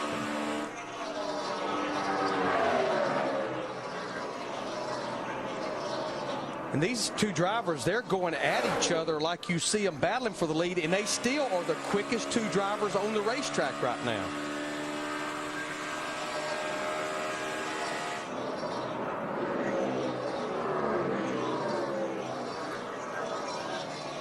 So Jimmy Johnson has come from the back to the front. Casey Kane sat on the pole. Earnhardt Jr. led a lot. And the fourth Hendrick car, Jeff Gordon right now, is mired back in 24th after he took 4 tires on the last stop. I mean, this is pathetic, man. I just can't even go into the corner. And the most recent thing Jeff Gordon has told Alan Gustafson, he said, with all those air pressure adjustments that you made, you have unhooked the front of the race car from the racetrack. Alan Gustafson acknowledged it, said there's not a whole lot we can do until the next pit stop. And Steve, Jeff Gordon was moving forward until that last pit stop, but I think he's suffering also a little of the same thing that his teammate Dale Earnhardt Jr. is suffering from, 4 tires and stuck back in traffic. These early pit stops, those first couple of stops, somebody's going to hit it. Matt Kenseth, somebody's going to miss it. Jeff Gordon. Gordon was 8th prior to pit stops, but because of the 4-tire change, he restarted 18th, and he has fallen to 24th. Ford Chevy battle for the front spot. Who's going to prevail, Matt Kenseth or Jimmy Johnson?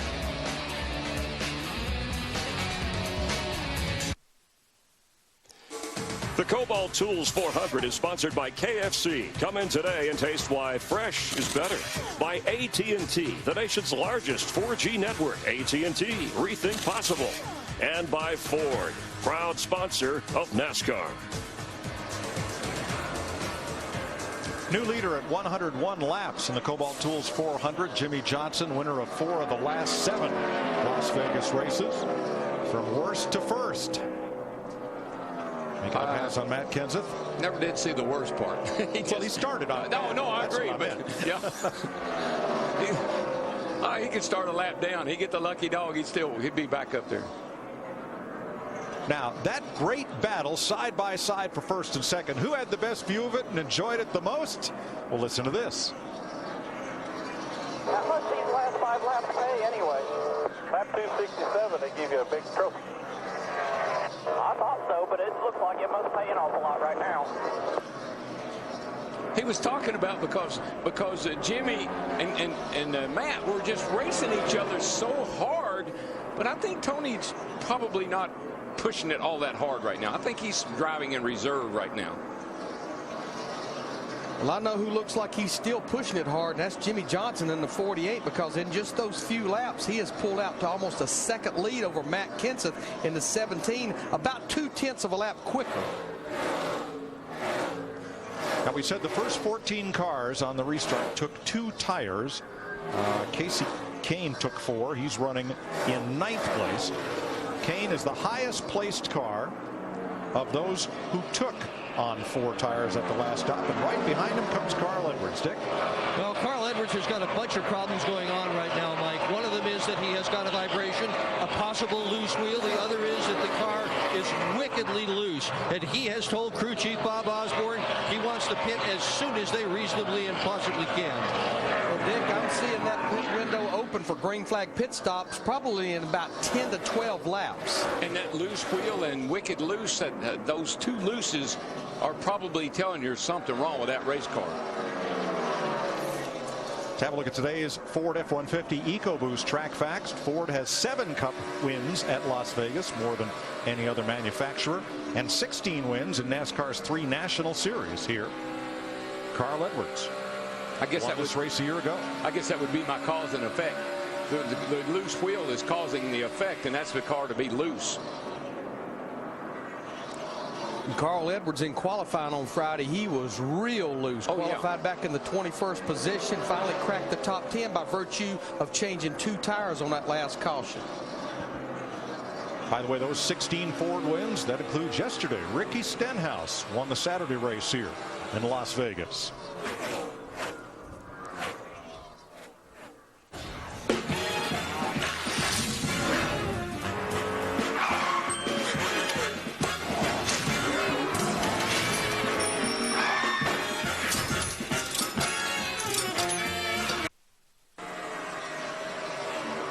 Lowe's Racing for Relief program will match today's race earnings of the number 48 team with a donation to the American Red Cross National Disaster Relief Fund. Jimmy Johnson and car owner Rick Hendrick have each pledged $48,000 to that fund, Racing for Relief, and you too can donate to the American Red Cross and help the victims of the various natural disasters that have plagued our country recently. Jimmy in front by 3 seconds right now. Yeah, I got some friends up in Kentucky that are hosting a big benefit up there for disaster relief. Matt Kenseth currently second after starting 11th. He is 3 seconds back. And Tony Stewart 3.6 out of first. You know, the thing about Matt Kenseth, remember, changed left side tires only on that last caution. His right side tires right now have a ton of laps. Greg Biffle in fourth, 5 seconds back, Krista. Well, Greg Biffle's car has been mostly tight throughout the race. They made a track bar adjustment on the last stop. A few laps ago, Greg Biffle said, I like that adjustment. Let's do a little bit more of that. But that was track bar. On this stop, they're anticipating a wedge adjustment to free things up. Kevin Harvick running fifth, 6.4 seconds off the lead. Harvick started third, ran up front early. He's in pretty good shape right now. He's running in the top 5. Car's still running pretty good lap times. I think he's fine. Working past Dave Blaney there and Ken Schrader.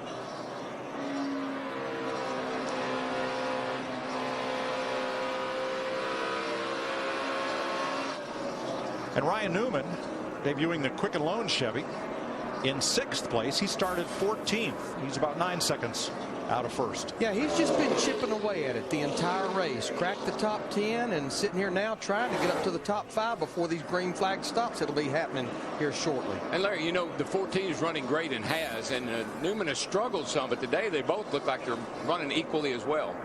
Here's the battle for 7th. Martin Truex Jr.'s Toyota spent a lot of time in the top 5 today. And Casey Kane coming back toward the front. Our pole sitter is the first car in the race that took on 4 tires on the last pit stop. Now right behind them, Jamie McMurray in the #1 Chevrolet had some trouble early on. And here's Jeff Gordon to pit road unexpectedly. Steve. Well, Mike, it's pretty much about when they wanted to pit in their window. And again, remember, they made a lot of air pressure adjustments on the last stop. They will reverse those adjustments as they continue to chase this racetrack in 4 tires. He was very unhappy with the handling of his car, Larry, so it looks like a little bit of short pitting to correct that. Well, yeah, plus you're going to get the benefit of those 4 fresh tires. But yeah, once you get to where you're close on your fuel window and your car is driving bad, great time to come to pit road. But now this may be the first full cycle of green flag pit stops. Brad Keselowski had some issues earlier speeding on pit road. Very much can happen here under green flag stops. Just refer back to our opening there, double trouble. This is the hardest pit road to get on and not speed or get it run over that cone down there. Looking over tires there. Well, last week's winner, our point leader, Denny Hamlin. Steve, he's in danger of going a lap down. Yeah, he's been struggling, Mike. On that last pit stop, they took right side tires only, and the condition he's fighting is tight. He just can't get that car freed up and can't turn it. Thanks, Steve. Joey Logano looked like he was going to try to make a pit road entry, Darrell, and then aborted. I just can't express enough how hard it is to get on pit road here. You and your brother talked about that in double trouble in the pre-race. Exactly. So Jeff Gordon was the first to ring the bell. Here comes Greg Biffle and David Stremme joining Brendan Gaughan on pit road. Krista? It was a 2-tire stop for Greg Biffle the last time, so it will be 4 tires. And as we said, anticipate a wedge adjustment as well. He needs his race car just a little bit tighter. Matt? And Joey Logano making his way to his pit box. Miscue on entry into pit road. Logano's car tight over that run and gotten tighter. They just moved their issue from one section of the corner to the other. Meanwhile, Harvick pulls to a stop. The Bud crew goes to work. Billy O'Day, the spotter, noted the temperature has come down a little bit, making that race car even tighter. Wedge adjustment for Harvick. Steve? Matt, on Kyle Busch's last pit stop, they took 4 tires. He lost track position, but he said it helped the overall grip to the car. Now he's says his car is lateral loose. Krista.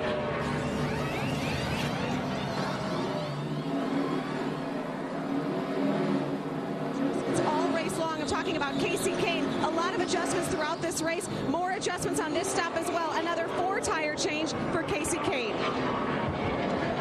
And a tough stop for Brad Keselowski. He had to wait for Bobby Labonte to exit his pit before Keselowski could enter his. Matt? Mike Dale Earnhardt Jr. just couldn't make much gain in the back when he restarted 16th with those 4 tires. Said the car was just too tight, making a chassis adjustment, and he's away. But good knowledge learned there, Dick. It's on pit road right now. Remember, took just left sides last time. This time it's 4 minor adjustments, Matt. And Tony Stewart said his car just way too tight on that run on those 2 tires. He needed a little bit of help on exit to get a little more grip. Dick. And Jimmy Johnson now on pit road. He did not get to pit on the lap he wanted to pit, so this is a bit later of a stop, but there's nobody behind him, so he got easy in, nobody in front of him. He'll have easy out. He has motored from the back to the front on driving and car, not treachery. Looked like A.J. Allmendinger was going to assume the lead this time around, but now he makes his stop. He will be the last of the cars on the lead lap to pit in this cycle. Talked about how tough it is to get on the pit road. We documented Joey Logano missing pit road. We had 3 or 4 drivers, including Eric Almirola in the 43, too fast entering.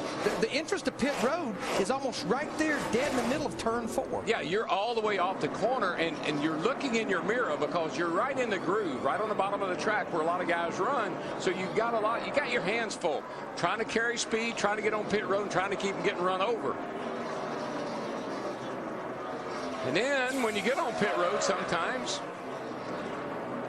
There's trouble for Kurt Busch as they try to change rights. And the air hose hung on the back end. The air gun needs replacing. Oh. Look at the hose. It's all up under the car.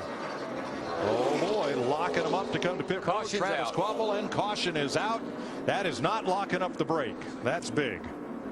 I think we just had completed the cycle of green flag pit stops. Correct, Larry. Everybody on the lead lap had already been to pit road as the caution waves at lap 127.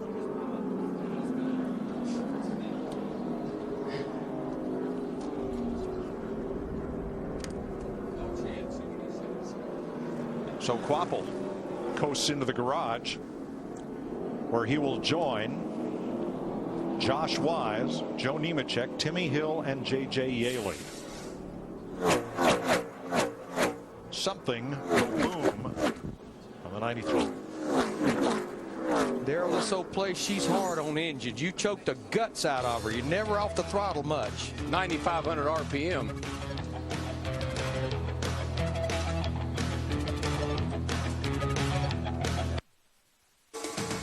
The Kobalt Tools 400 is sponsored by Toyota. By McDonald's. I'm loving it. And by Coca-Cola. It's time to refuel Coca-Cola. Open happiness. 128 laps complete in Las Vegas. Look at the right side of Kyle Busch's car. When the 93 of Travis Kvapil had something let go under hood, watch the car on the outside behind him. That's Kyle Busch. Menard just misses the wall. Busch didn't fare so well. Gotten a little bit of the oil.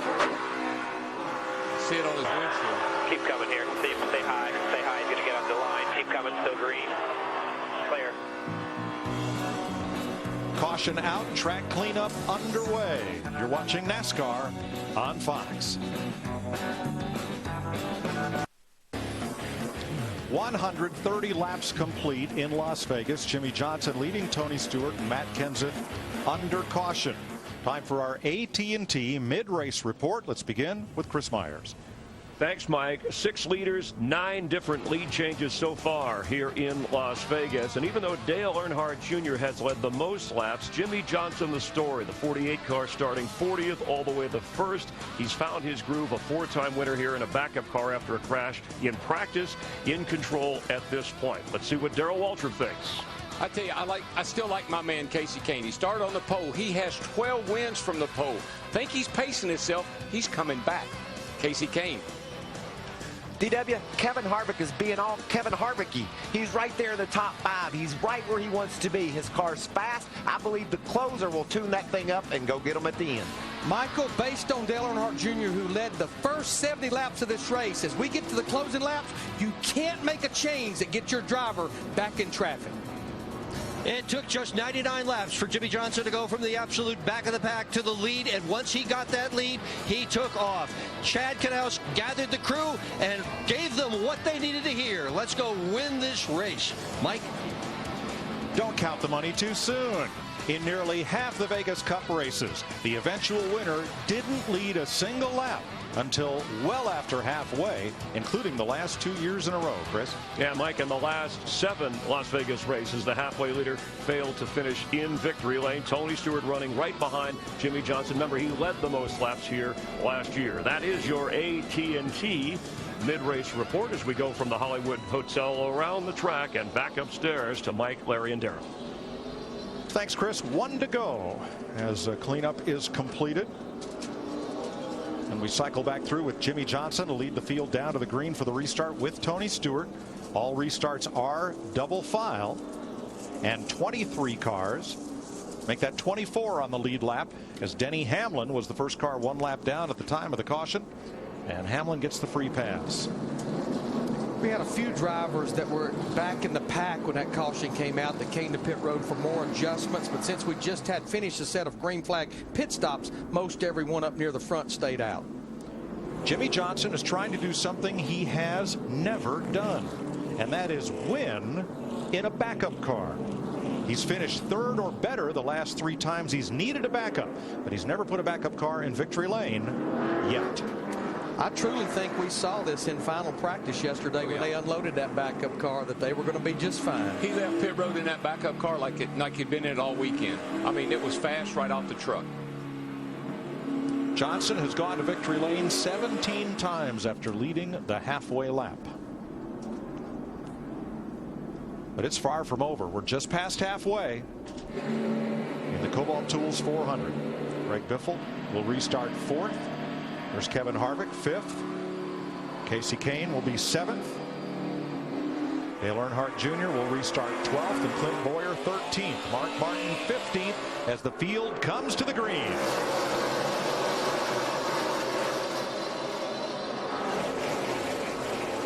Stewart wants the lead back. He may get it. Got a nice run up off the bottom of the corner there coming out of turn 2. Slides up in front of Jimmy. Tony, I think Tony's been sitting back there. That dust and all you see is from the cleanup from the blown engine. That's just stay dry. It'll blow right away. Darrell, I found it interesting. Jimmy Johnson, the leader, has the option of which lane to choose on the restart. He chose the outside line, but Tony Stewart, the 14, prevailed on the bottom. The outside line worked really well yesterday. I'm sure they watched that race as well. Stewart leads for the first time today. And you see that wipe across our camera lens. Well, the windshield doesn't do that. You get dust on there, and it's going to stay there until they pull a tear off on a pit stop. And cloud your view as Kevin Harvick battles Martin Truex Jr. for 5th place. And on the restarts, the leader of the race has to cross the start-finish line first. You can't jump that leader. If you do, you'll get a black flag. So you got to let him get to the line first. Let's check with Matt on Kevin Harvick. Mikey restarted 5th, but a combo platter of issues for the 29. First, he's got a vibration. They thought it might be a loose wheel. Their teammate on the 27 had a vibration the entire previous run, but no issue. Harvick thinks it's the rotor, though. His bigger problem, the lap belt on the left side going across his leg is twisted. It's cutting off circulation. His left leg is asleep. How tough is that, DW, with half the race left to go? Well, it's a distraction, and anytime a driver is driving his race car, he doesn't need any distractions. Those lap belts are right down in there, and he probably got it crossed up when he hooked it up first time, didn't realize it. Now he's having to deal with it.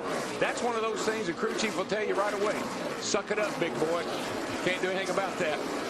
You know what Tony Stewart just did? Just ran his fastest lap of the race. I really think when he was running behind Matt and Jimmy Johnson there early on, and he was talking about what does the race pay at this point, I think he was riding. Well, now he's led some laps. You know, since Las Vegas Motor Speedway was rebuilt, not only was it reconfigured, but they ripped out the infield and rebuilt it, including a very unique spot for the fans. Jeff? Yeah, Mike, you're taking a look from where the fans are, looking down inside the Neon Garage. Look at what's happened to the 93 car of Travis Quapple. Obviously, he lost an engine. He broke a rod, stuck it out the bottom of the oil pan, made a big mess. But the fans are able to look here, see what the teams are doing, whether the car's been crashed or it's lost an engine. The thing that's really impressive to me, we talk a lot about what they can learn with this new ECU process. If you look on top of the hood of the car, you'll notice there's a couple engineers right now already going over data, trying to figure out what happened to this 93 car. Travis said, I was going along, it was running perfect, and all of a sudden, it just blew up. They're trying to find out what might have happened prior to losing this engine, guys. Well, right, Jeff, in the old days, the mechanics would look under the hood for holes in the engine, broken parts or pieces. Now, look at the laptop up on the roof, where a lot of that diagnosis is done for the electronic engine management and ECU, the electronic control unit, the brain of the car. Yeah, they can look at exhaust gas temperatures. They can look at oil pressure, oil temperature, and they will be able to. It's like taking your car to the dealership. Hook the computer in it. It'll tell you what's wrong with it. Nothing wrong with Tony Stewart. He leads Jimmy Johnson by 0.6 of a second. Here is Stewart's teammate at Newman-Haas, Ryan Newman. At Stewart-Haas, excuse me, Newman-Haas was an open wheel team. I get so confused there. But Ryan chasing down Carl Edwards. 10th place at stake there. And you know, everybody talking about Darian Grubb. Well, he won 6 of the last 12 races. Don't forget, Tony Stewart won 5 of the last 10 races in the chase. And they've got a great car right now.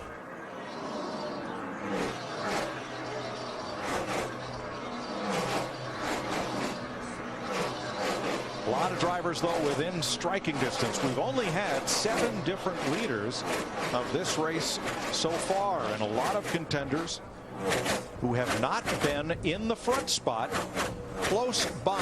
Fellows like Martin Truex, Paul Menard, Carl Edwards, Ryan Newman. Mike, speaking of Carl Edwards, you know, before that last set of green flag pit stops, Dick Bergman mentioned that Carl thought he had a loose wheel. Indeed, when they made that green flag pit stop, Dick had told us that wheel was loose.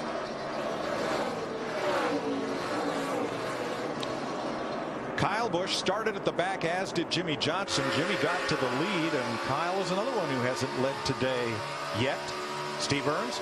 Yeah, Mike, they're still struggling. He got into the fence a little bit. He told Dave Rogers, the crew chief, that they got into the oil a little bit on that last caution.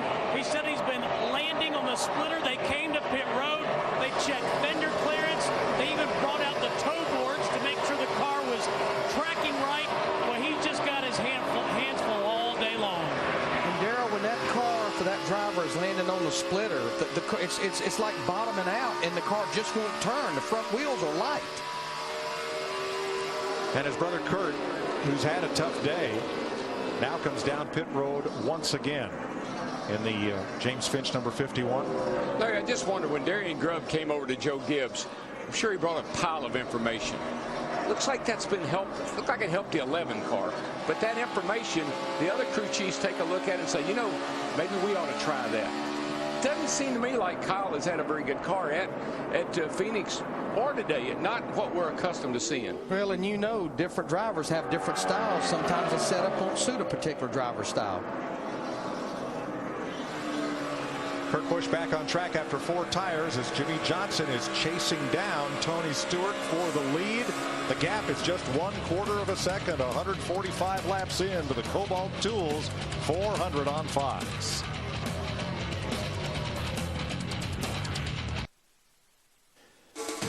The Kobalt Tools 400 is sponsored by Frost Brewed Coors Light, the world's most refreshing beer.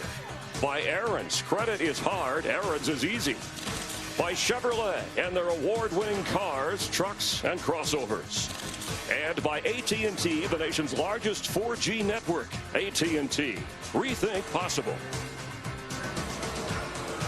Tony Stewart leads Jimmy Johnson by 1.4 seconds. We're 151 laps in.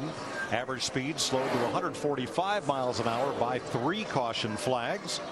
Yet we still have 24 cars on the lead lap. And if you wonder why that gap between Tony Stewart at 14 and Jimmy Johnson at 48 all of a sudden grew, Jimmy Johnson almost put that car in the wall in the middle of turn 3 and 4.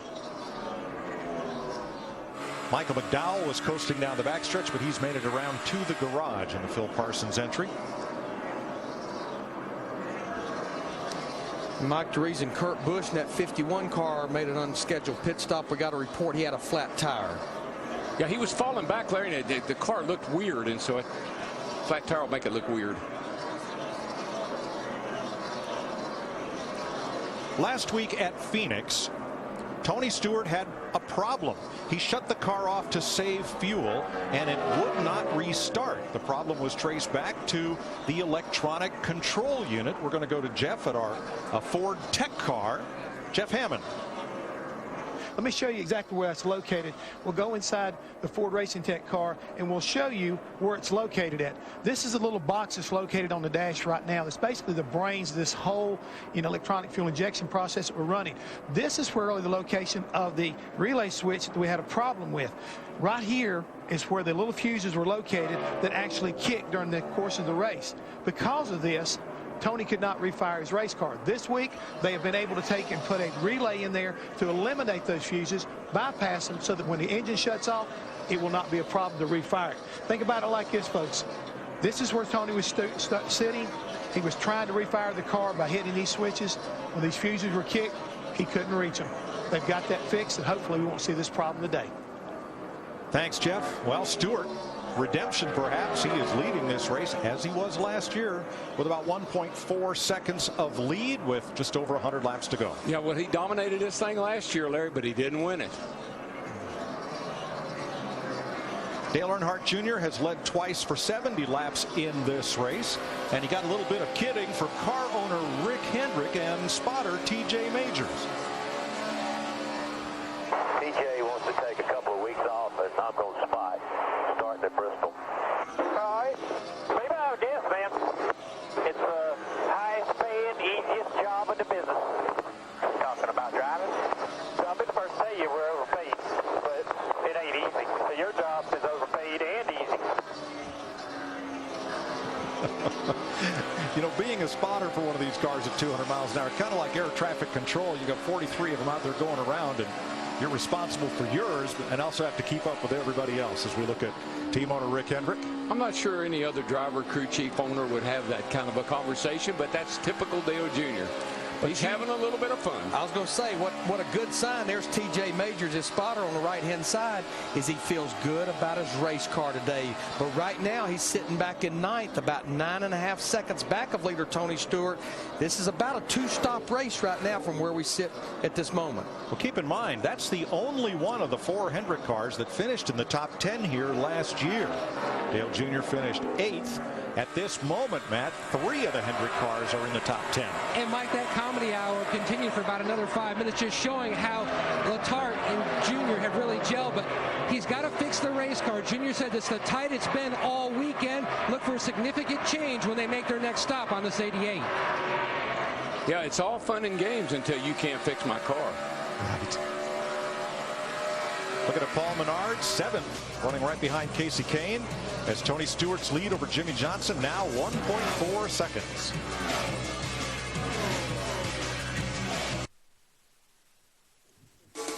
The Kobalt Tools 400 is sponsored by Farmers. We are insurance. We are farmers. By Pennzoil, pursuing the latest oil technology because we love cars just as much as you do. And by Subway Restaurants, try the jalapeno tuna. Featured $5 footlong of March. Hope you're enjoying NASCAR on Fox from Las Vegas. And there's Tony Stewart, a showy group at the front of the field. A 3-time champ Stewart, Jimmy Johnson, a 5-time champ following him. And then there's Matt Kenseth, who won in 2003 with just 102 laps to go. Lowe's Racing for Relief Program will match today's race earnings of Team 48 with a donation to the American Red Cross National Disaster Relief Fund. And let's go back upstairs. Mike, Tony Stewart's never won in Las Vegas, has finished second twice, and this is the 9th consecutive race he's been in that he's actually had a lead in. That's right, Chris. You didn't have to remind him of that either. He knows this is one of the 3 tracks that he has not won on. Had a coulda, woulda, shoulda here last year. Came up short due to a miscue on pit road, but right now he leads Jimmy Johnson The gap had shrunk to 0.6 of a second, but now it's stabilized at about 3/4 of a second. Yeah, they just work in traffic right now, getting by some lap cars. But I think Jimmy is equal to Tony. Jimmy lost a bunch of time when he almost hit the wall in 3 and 4. He's slowly gaining that back. I think we'll see some drivers hitting pit road here shortly for green flag pit stops. If I go back to the last set of green flag stops, Greg Biffle in the 16 was one of the first drivers to hit pit road. We're seeing Dave Blaney there in the 36 on pit road for his green flag stop. And Larry, I mean, it wouldn't make sense to take 2 tires on the green. You've got to fill it up with fuel. You can put tires on about as quickly as you can put the fuel in. Yeah, you got to get it full of fuel, because this pit stop right here, it's going to, I don't think you can go to the end without stopping one last time. My buddy, I don't think you can. You've taught me well. But if we try it, you're going to need to show me we can. But right? somebody might be able to. 24 cars on the lead lap. Denny Hamlin, the last of those. Last week's winner, and this week Hamlin just kind of hanging on. And you can see the interval has grown 1.2 seconds now. Once they clear lap traffic from Stewart back to Jimmy Johnson. Matt Kenseth 1.8 back in third. Greg Biffle 5 seconds off the lead in fourth. And Kevin Harvick 7.7 back in fifth. But all the way back to Dale Jr. in 10th place, there's only 2 to 3 tenths a lap difference in the lap times. That 2 or 3 tenths is all it is. If you could just make up one on each end, you'd be running as fast as a leader. Green flag stop for Juan Pablo Montoya, who began the weekend crashing the wall early in practice and having to go to a backup car right off the bat. And Jeff Burton coming onto pit road. So we do begin this round of green flag stops. Now, if I think back to that first set of green flag stops, Tony Stewart in the 14, Jimmy Johnson in the 48, they were 2 of the last drivers to hit pit road. 96 laps to go in the Nevada desert. With Stewart lapping at about 30.7 seconds. And here's Dale Jr., who'd been rim riding at the top of the racetrack, and as on the last round of stops, coming in early to make a needed change. Matt? Mike moving that race car around on the racetrack, trying different lines to see if he could free it up at all. Pulls it to a stop. Big air pressure change on the 88. Good crank on the chassis adjustment. Left side tires coming off. Solid stop so far. Trevor Baynes in, Joey Logano on pit road, Greg Biffle, Kevin Harvick, Casey Kane, Paul Menard, along with Carl Edwards, Jamie McMurray, and more. Kyle Busch is in too, Matt. And the Budweiser crew going to work. Harvick said he wanted an adjustment in the same direction that they went on the previous stop, but only half as much because he doesn't want to take too big of a swing, Krista, and get the car out. Greg Biffle coming in, he said, I am close. They were close on field here. He had to come in now. He said, this is the swing I marked on my calendar. I feel really good about this track. Paul Menard also in. Paul Menard has had a very solid car. They thought they had run over debris earlier in the race. They say all is good. Ryan Newman, Denny Hamlin, Mark Martin, Martin Truex are in. So is Clint Boyer and Marcus Ambrose. Yeah, definitely, Darrell, if I look at 94 laps to go, if you break that pretty much in half with 47 laps each run, maybe make it on one more stop. Krista. Martin Truex also in. Martin Truex needing his car just a little bit tighter. Dick. And in for his pit stop, said it's only the center of the corner that he's not fast in. Very minor changes. Johnson said the car is very close. Jimmy coming out as Regan Smith comes in. David Rudiman also in. And here comes Tony Stewart, bringing Matt Kenseth down pit lane with him. Dick Berger. And Matt Kenseth now on pit road. The car was much better at the beginning of the race than it has been after he got himself into traffic. Matt. Dick, they're going to make a chassis adjustment for Stewart. The car goes back and forth, being too tight and then being a little too free. It was a little free on exit on both ends of the racetrack. Jeff Gooch Patterson's going to top off the 14. Solid stop. He is away. David Stremme, Brendan Gaughan in the pit lane. Now, Stewart had an 0.8 of a second lead over Jimmy Johnson prior to pit stops. Brad Keselowski and A.J. Allmendinger are now the front two with 92 laps to go. Well, that 17 bunch, though, they knocked out a pit stop down there and made up a lot of time. which is not unusual for Matt Kence's pit crew. Jeff Gordon rises to third. Keselowski, Allmendinger, and Gordon are the lead lap cars who have not yet stopped, along with David Reagan. Now, Allmendinger in the 22 and Jeff Gordon in the 24, they came back in on that last caution at lap 126, so we would expect those two drivers to go a little further. We're seeing Brad Keselowski in the 2 on pit road now. Keselowski and Ken Schrader to pit road as we continue under green. Remember, Keselowski had a speeding penalty on pit road earlier. Bobby Labonte also in. Matt? Mike Keselowski has just about seen it all today. You mentioned a speeding penalty. Then they took only fuel on one stop, trying to make up that track position. The car loose in, even looser on exit. You saw the crew member make the chassis adjustment on the Blue Deuce. A.J. Allmendinger did lead a lap for the first time today, and now he comes to pit road. But for Jeff Gordon, that will complete the cycle of green flag stops. You know, Darrell talked about it earlier. Now that we have the blueprint of the new point system where every position is 1 point, leading a lap is a point, I think these drivers know, based on last year, every point is so important. Krista. A.J. Allmendinger trying to make up for what he did early in the race when he missed his pit box and called his move. Embarrassing. The team coming in, as you said, leading that lap, coming around to make a 4-tire change for the Dinger. Jeff Gordon will give up an 18-second lead to make this pit stop with 89 laps to go. That'll cycle back through and put Tony Stewart back in the lead. And Jimmy Johnson will be a little closer than before pit stops began. Steve? Mike, Jeff Gordon saying his car is plowing. They're going to make a pretty significant chassis adjustment, and 4 tires for Jeff Gordon, just chasing the racetrack and the handle all day. Thanks, Steve. Before pit stops began, Stewart had an 0.8 of a second lead. He now has a 0.5 second lead, and the second place car is still Jimmy Johnson. 2 Chevys leading 2 Fords at Las Vegas. 88 laps to go. You're watching the Kobalt Tools 400.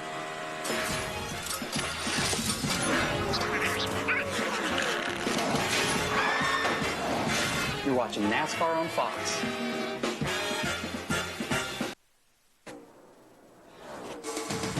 The Kobalt Tools 400 is sponsored by Sprint, proud sponsor of the NASCAR Sprint Cup Series. 82 laps to go in Las Vegas. Let's take an inside look at what's happening in the NASCAR Sprint Cup Series, brought to you by Sprint. Fastest lap today and the biggest mover in the race. Get unlimited access to the NASCAR Sprint Cup Series with live in-car audio and real-time stats only on the Sprint Network. Learn more at sprint.com/speed. Jimmy Johnson up to second place. He's now 1.2 seconds behind race leader Tony Stewart, who has just put a lap on Jeff Gordon.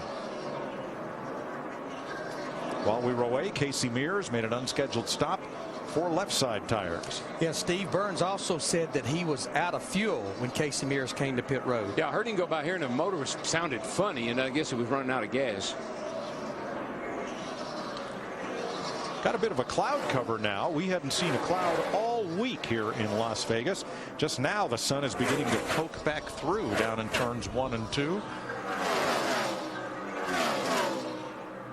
So let's go down to the south end of the racetrack, turns 1 and 2, and Jeff Hammond at the University of Farmers. Well, Mike, right now you can kind of see I'm up here in turn 1, and everybody's talking about the bumps in turn 1 since we got here to Las Vegas. Talked to some drivers and crew chiefs late in Saturday afternoon. They said the longer they run, the more rubber that builds up down here on this end of the racetrack, the smoother the bumps have been getting. Watching the cars from this vantage point, especially our leader, Tony Stewart, and the guy chasing him, Jimmy Johnson, they're all over the racetrack, looking for the proper line, wherever the car feels the best. I'm not seeing the bounce that we saw early in the week.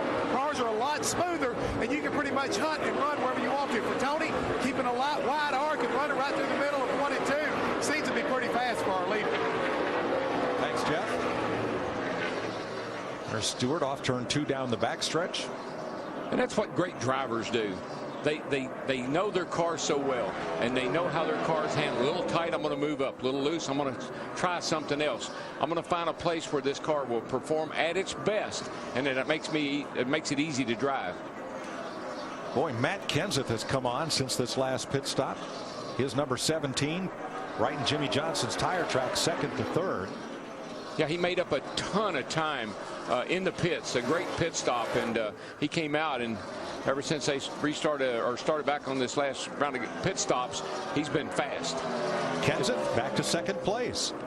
Now down at turns 1 and 2, there are billboards that line the track and cast shadows that we thought might be a factor today. But at 2 o'clock this morning, daylight savings time kicked in, so we're not going to get that late afternoon sunshine and shade like we've seen here the rest of the weekend. Yeah, but I think the biggest thing that's happening here is, like Jeff Hammond talked about, that rubber starting to build up. A guy that can't be happy with his car, Larry, is the guy down on the right of the screen there, Jeff Gordon. He has struggled with this car all day long. Ooh. Not sure. Looked like he wasn't happy with Joey Logano on the 20 either. I think he's going to take it out on Joey Logano. And just moments ago, that's Eric Almirola on the outside of, whoa, race leader Tony Stewart. And that's what happens. You get down on the bottom of the track coming off turn 4, carrying a lot of speed. You need the whole racetrack. And he had to get hard onto the steering wheel to try to keep off of Eric, and he almost spun into him. What I saw right there, though, look at Matt Kenseth in the 17 with Jeff Gordon in the 24 and Joey Logano 23 wide on the apron. Here at Las Vegas, you can go below that white line because it's not a double yellow line like at Daytona. I think Jeff Gordon is trying to school the young man in the 20 car. He's not taking any of Joey Logano's stuff right now. Jimmy Johnson trying to work through this group. He's now the third place car as Kenseth gets a little further away. Darrell, when you do what Kenseth did and drop all the way down below the white line, you've got a lot of room to race there, but that's not clean racetrack. No, it's not. It's dirty, but here's what's going on with Jeff Gordon and Logano. They're fighting for the lucky dog. And so they're not really, I mean, it looks aggressive, and it is, because Jeff knows he's got to stay ahead of that 20 in case the caution comes out. Here's A.J. Allmendinger down on the apron in his Penske Dodge, and we'll see if he's headed for pit road or for the garage. 72 laps to go. Tony Stewart in the lead.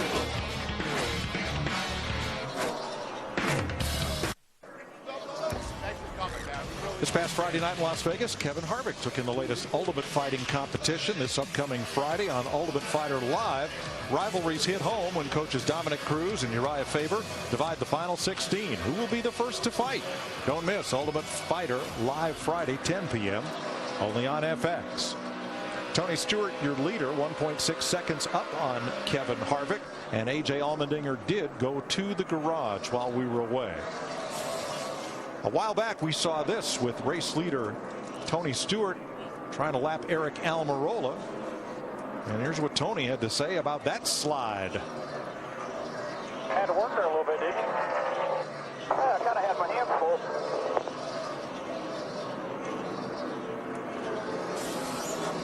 You know, considering he almost wrecked the car leading the race, I'd say he was pretty well under control of his emotions. He wasn't mad at Eric. No. Thing I noticed, the tracker, the pointer there, 170 miles an hour, yanking it to the left. Oh, yeah, in a four-wheel slide. Matt Kenseth, second place car, 1.1 seconds off the lead, and that number's coming down. He is closing on Tony Stewart. If I was Tony Stewart and Matt Kenseth was that close to me, I'd be worried, because Matt's always saving a little something. Jimmy Johnson in a backup car, went from the back to the lead and now sits in third, 3.6 back, and caution is on the speedway for debris in the back straightaway. Now in fourth, Greg Biffle, and what a drive today for Paul Menard in the Richard Childress Racing number 27 Chevy. Yeah, he started back in the 22nd position. He's just kept it clean, good solid pit stops, just been chipping away all day. Yeah, Larry, he didn't just happen to be there right now. He's been running in the top 5 or 6 pretty much his whole race. Went out skiing in Colorado this week with Regan Smith, and Smith was driving, hit a patch of black ice and got off into the woods. Nobody was hurt. The irony of it is that Menard is an accomplished ice racer back in his native Wisconsin. He should have been driving. Trevor Bayne will get the free pass on this caution flag, the 4th one of the day.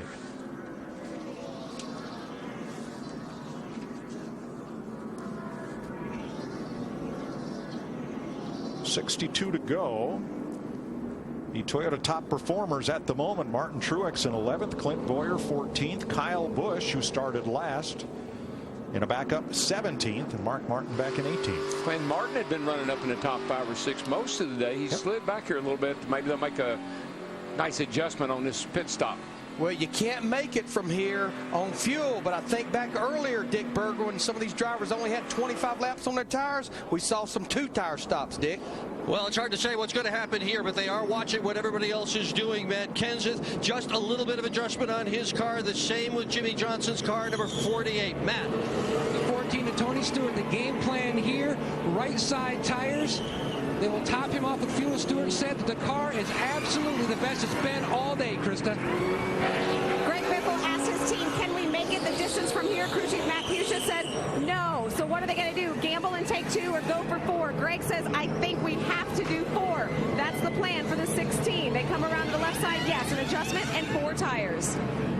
Tony Stewart comes off pit road all by himself because he took on 2 tires. I think I saw that 88 of Dale Earnhardt Jr., Jamie McMurray in the 1, and Ryan Newman in the 39. Those top 4 plus Kyle Busch 2 right side tires. What will be the winning hand in Vegas? 2 tires or 4? We'll be right back.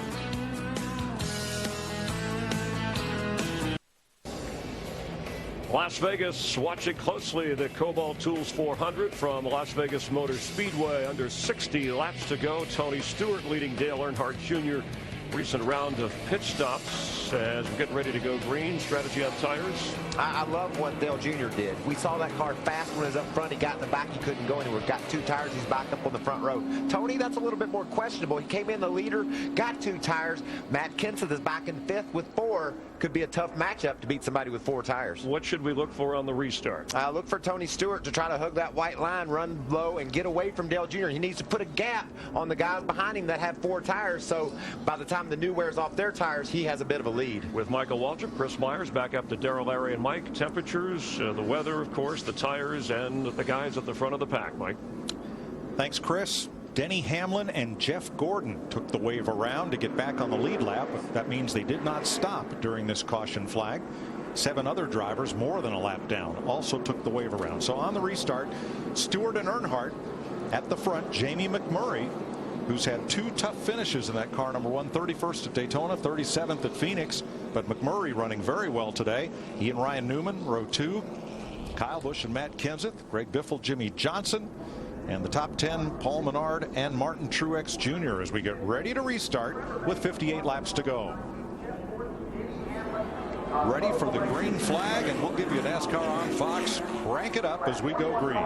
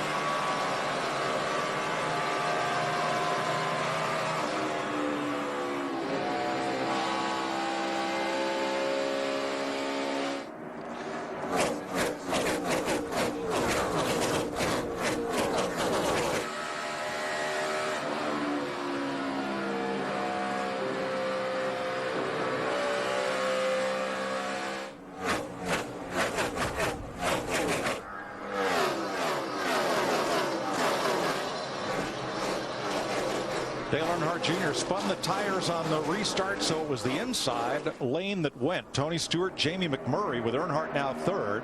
Kenseth Sitting in fourth, Ryan Newman, Greg Biffle, Kyle Busch back up in the top 10. Paul Menard, Carl Edwards, Jimmy Johnson.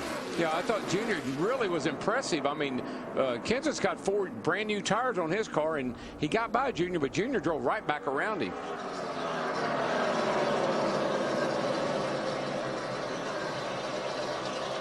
55 to go. Dick Berggren, how about Jamie Mack in second? Well, early on in the race, Mike, they thought their day was going to be done. They had engine problems. They had a mechanic inside the car. They had a couple of them under the hood, but they seem to have corrected their engine problems. 2 tires on the last stop. McMurray is now running in second spot.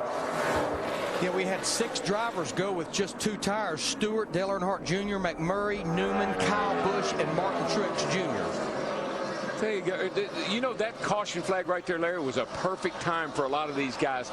They got caught back up, and now there's some guys that are going to be players in this game, and there goes one of them right there in that 99 car. He struggled a little bit today, but right now he's back up in the top 10 and looking pretty racy. Yeah, I would be hesitant to say that we are finished with cautions, but it put every driver about 8 to 12 laps outside of being able to make it to the end. Last year, Carl Edwards won this race, but didn't lead till lap 152. I wondered if we should come in and top off there. We talked about it. I didn't want you to top off, or I would have told you to.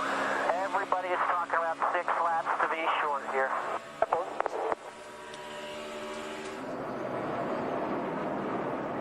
But you know what, Johnson, Carl Edwards. You know what I like about that? Carl asked a question.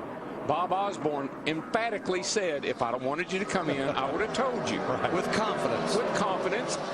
You know, you drive the car, I'll run the pits. Well, the Fords are going forward. Matt Kenseth moves up to third, passes Dale Jr., and Kenseth now 1.7 out of the lead. Tony Stewart out front of Jamie McMurray by 0.8 of a second in the Kobalt Tools 400.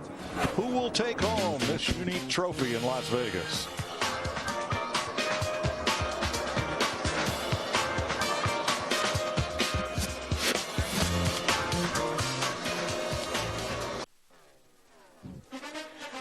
The Kobalt Tools 400 is sponsored by Kobalt Tools. Kobalt, the next generation of top tools.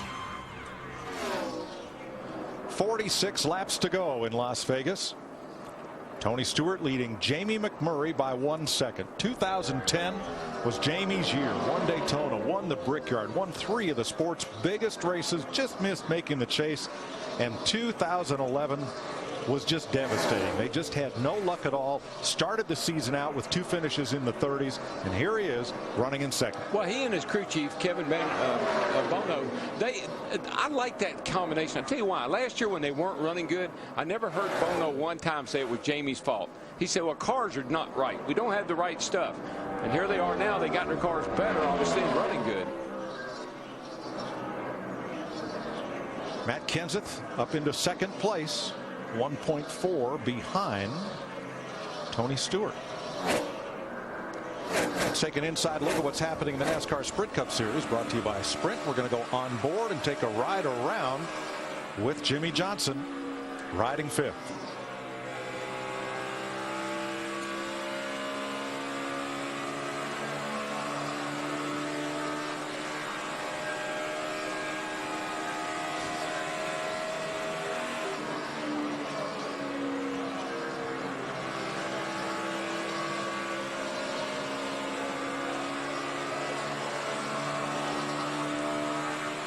Check out NASCAR Sprint Cup mobile app on your Android-powered device on the only national carrier with truly unlimited data. Learn more at sprint.com/speed. Eric Almirola's made a pit stop at 43 laps to go. Old cousin Carl back there in that 99 car, Carl Edwards, he keeps getting a little bit better, I think that's one reason that Bob Osborne, his crew chief, did not want to bring him back in to top it off with fuel. He has seen what putting drivers back in the pack does to the performance. The Fords are sneaking up on those Chevrolets at the front of the pack. Kenseth now second, Biffle in 4th, and Edwards 9th. They do that a lot. I mean, if you think back, Larry, we've seen time when they weren't very good in practice, they weren't very good in qualifying, but once they got into the race in the latter stages, they always seem to come on strong. But here comes Paul Menard trying to get back up to the 5th position where he was earlier. Had a run on Carl Edwards up on the top side of the racetrack. See if he completes the pass here off turn 2 with 41 to go. That Menard, he has driven a great race today. I hope he can bring it home because he has had a great run all day long. Paul now in 9th place. Kyle Busch has been in and out of the top 10 after starting that backup car in the back and getting into the wall in the oil from Travis Quapple's engine. Well, he's had a rough start to the season. I mean, you think about his Saturday car. He wrecked it yesterday, and he had wrecked his primary car and had to go to a backup car. And he's had a rough couple of weeks. He was one of the drivers that elected to go with just 2 tires on that last stop as well. I think you really need a good driving car. We got a caution out with debris on the front stretch, but I think you have to have a really decent driving race car to go with 2 tires. With 39 laps to go, we're under yellow. Should this be the final pit stop? Yes, this will definitely get you there on fuel. And I would not be surprised to see some of the drivers that changed 4 tires on that last stop, little fuel only. You don't need much. Remember, like Bob Osborne said, we're only about 6 to 8 laps shy.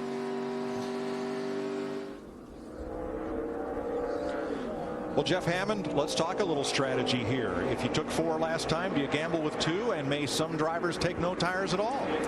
I think the guys are going to take no tires at all now, Mike, because we've all seen track position being so important, because I think that's what Tony Stewart and Steve Addington were planning on trying to do, is get Tony out front, tell him just to run as hard as you can, because if it had stayed green, they had to duck down pit road, splash of gas on the victory lane.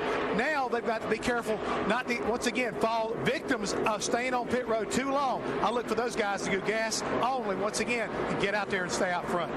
I know another thing that we could see here with 21 drivers on the lead lap, we anticipate all of them will pit. If you're only there for a few seconds, you have to be heads up, because you'll be leaving your pits as another driver's coming in, and we see a calamity a lot of times. What if I stayed out? Can I make it? It's going to be awfully marginal. I do not want to put you in that boat, because we have too many unknowns, just like what we saw at Phoenix last week. What if that's the only way I could win this race? Well, now you'd have to run 61 laps, and some of those laps will be under caution. Ooh, that's a gamble. That's still about 8 to 10 laps. Yeah, they were 6 laps, so 6 laps is... All right, pit road's open. Jeff Burton gets the free pass. Let's start with Dick Berggren. And Matt Kenseth currently running in 2nd position. Just minor changes, going to tighten the car up just a little bit. And Jimmy Johnson running in the 5th position. Minor changes there. Matt. Tony Stewart's car was about 6 laps short on fuel. Addington has made the call. They were just going to top him off to try to keep as much track position as possible, Krista.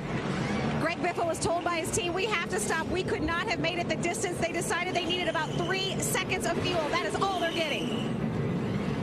Tire changes for Denny Hamlin, Jeff Gordon, and Martin Truex.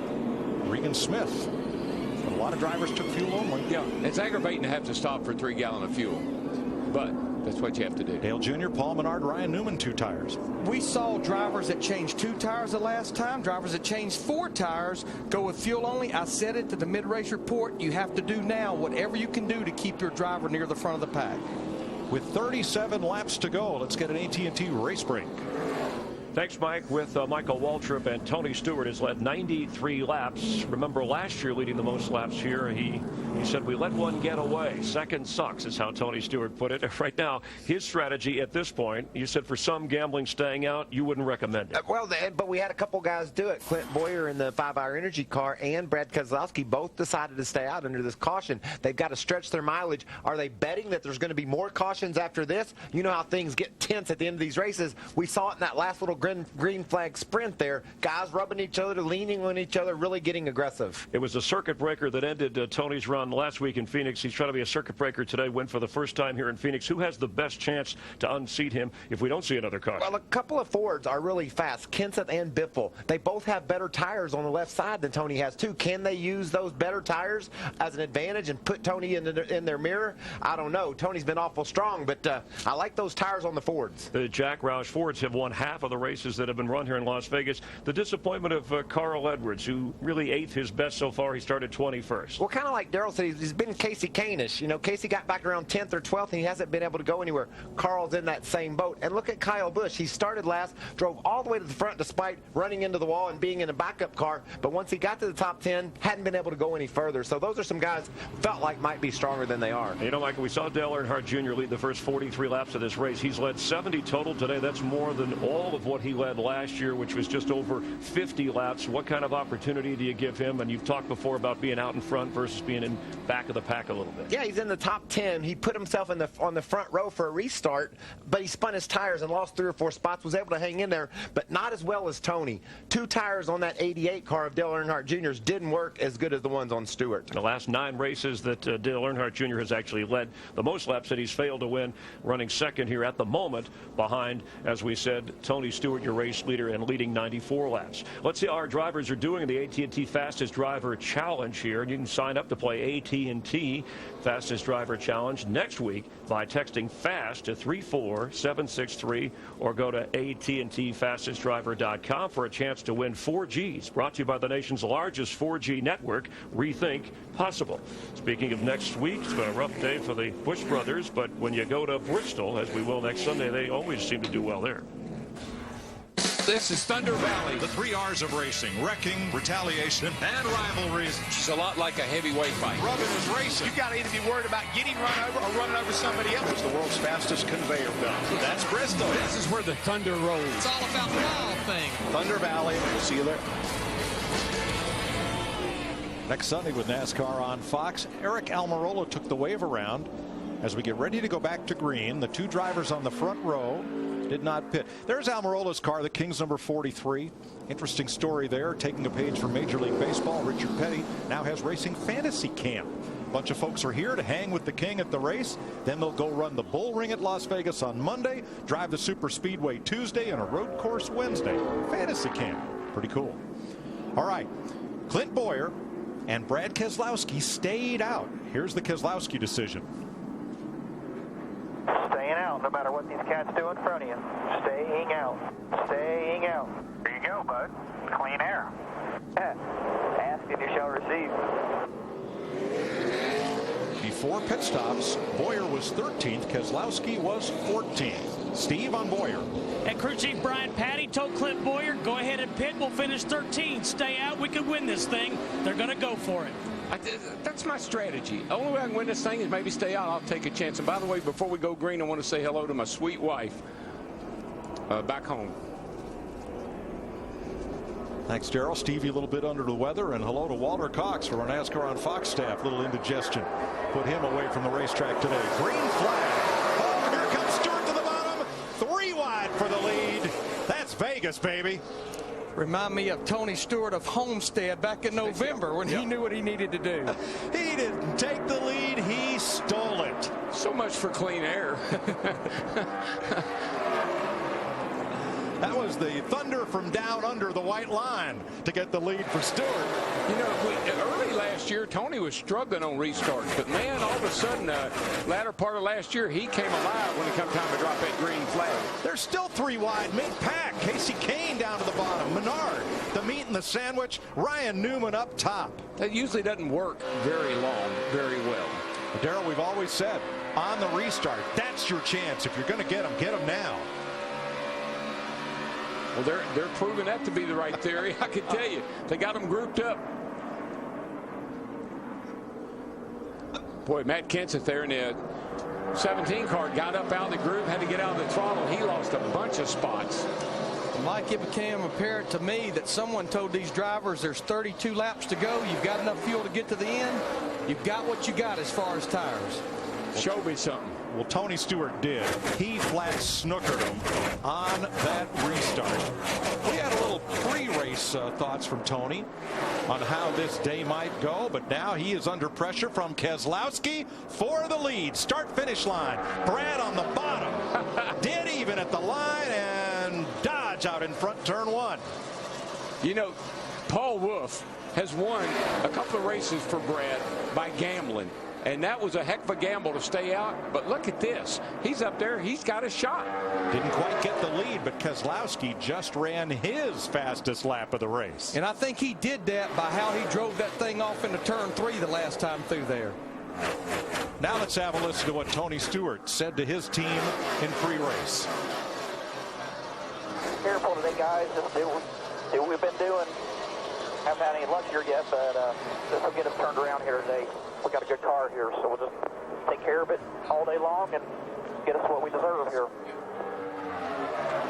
And you know, Mike, Tony is under a bit of a pressure if you think about it. Letting Darian Grubb go, and Darian goes over there with Denny Hamlin, and they won the race last weekend, and people started saying, well, maybe Tony made a bad decision. I think he's trying to prove something here today. And then think about the pressure of Steve Addington, Tony Stewart's new crew chief on the pit box, taking over a driver and a team that won 5 of the last 10 races and the championship last year.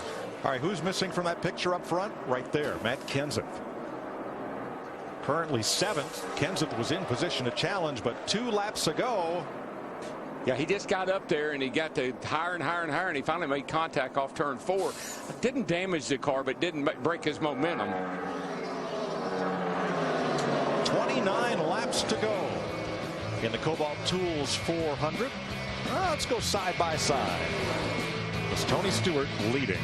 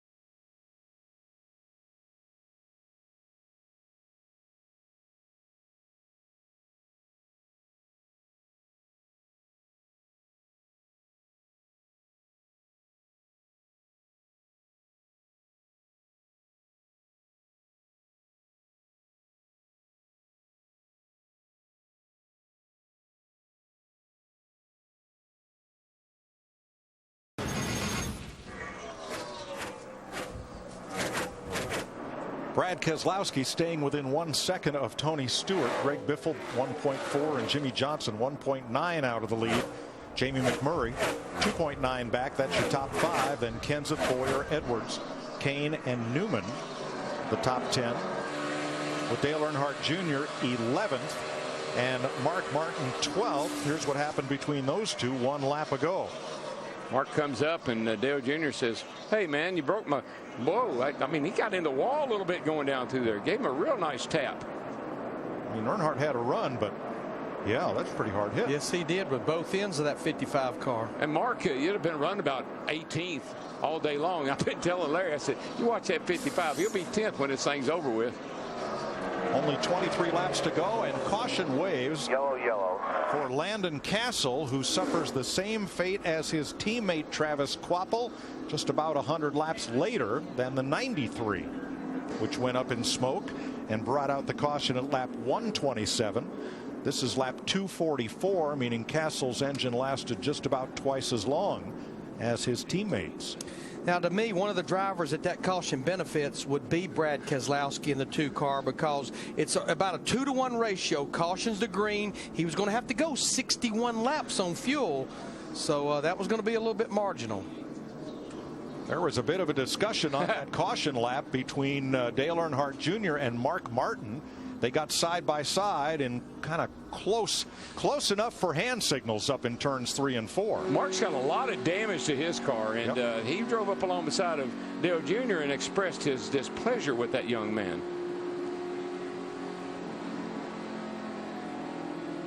Back single file. Everything okay now under this caution. The 6th one of the day with 22 laps to go. Before that caution, a driver that was really coming was Jimmy Johnson in that 48 car. We was watching his lap times, and he was on the move. Yeah, if Tony Stewart had a great restart last time, he better have another one equally as good this time.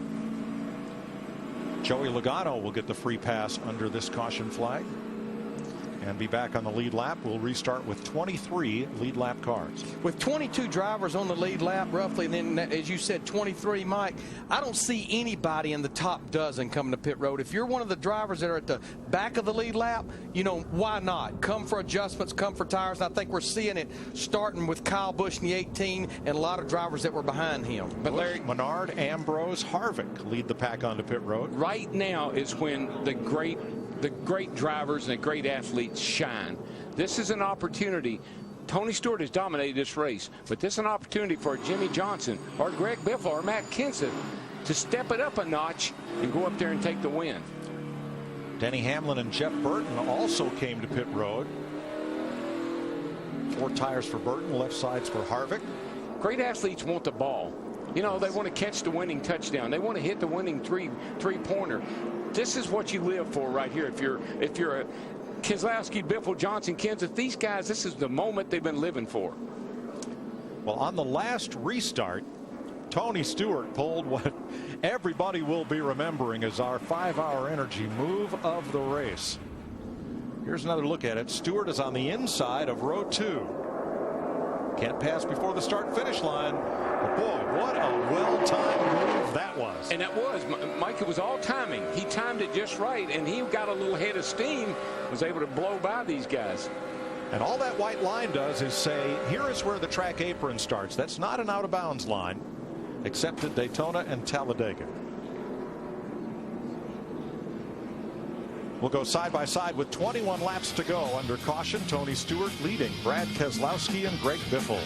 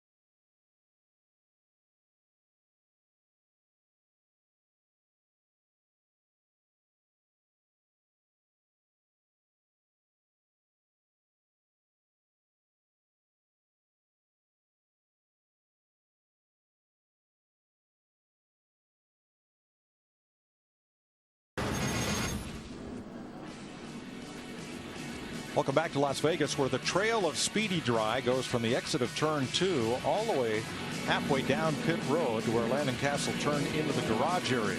That's why we have a lengthy cleanup for this 6th caution flag of the afternoon. Tony Stewart leading Brad Keselowski, Greg Biffle, Jimmy Johnson, and Matt Kenseth. Well, we listened in on Brad Keselowski's team communication during this caution.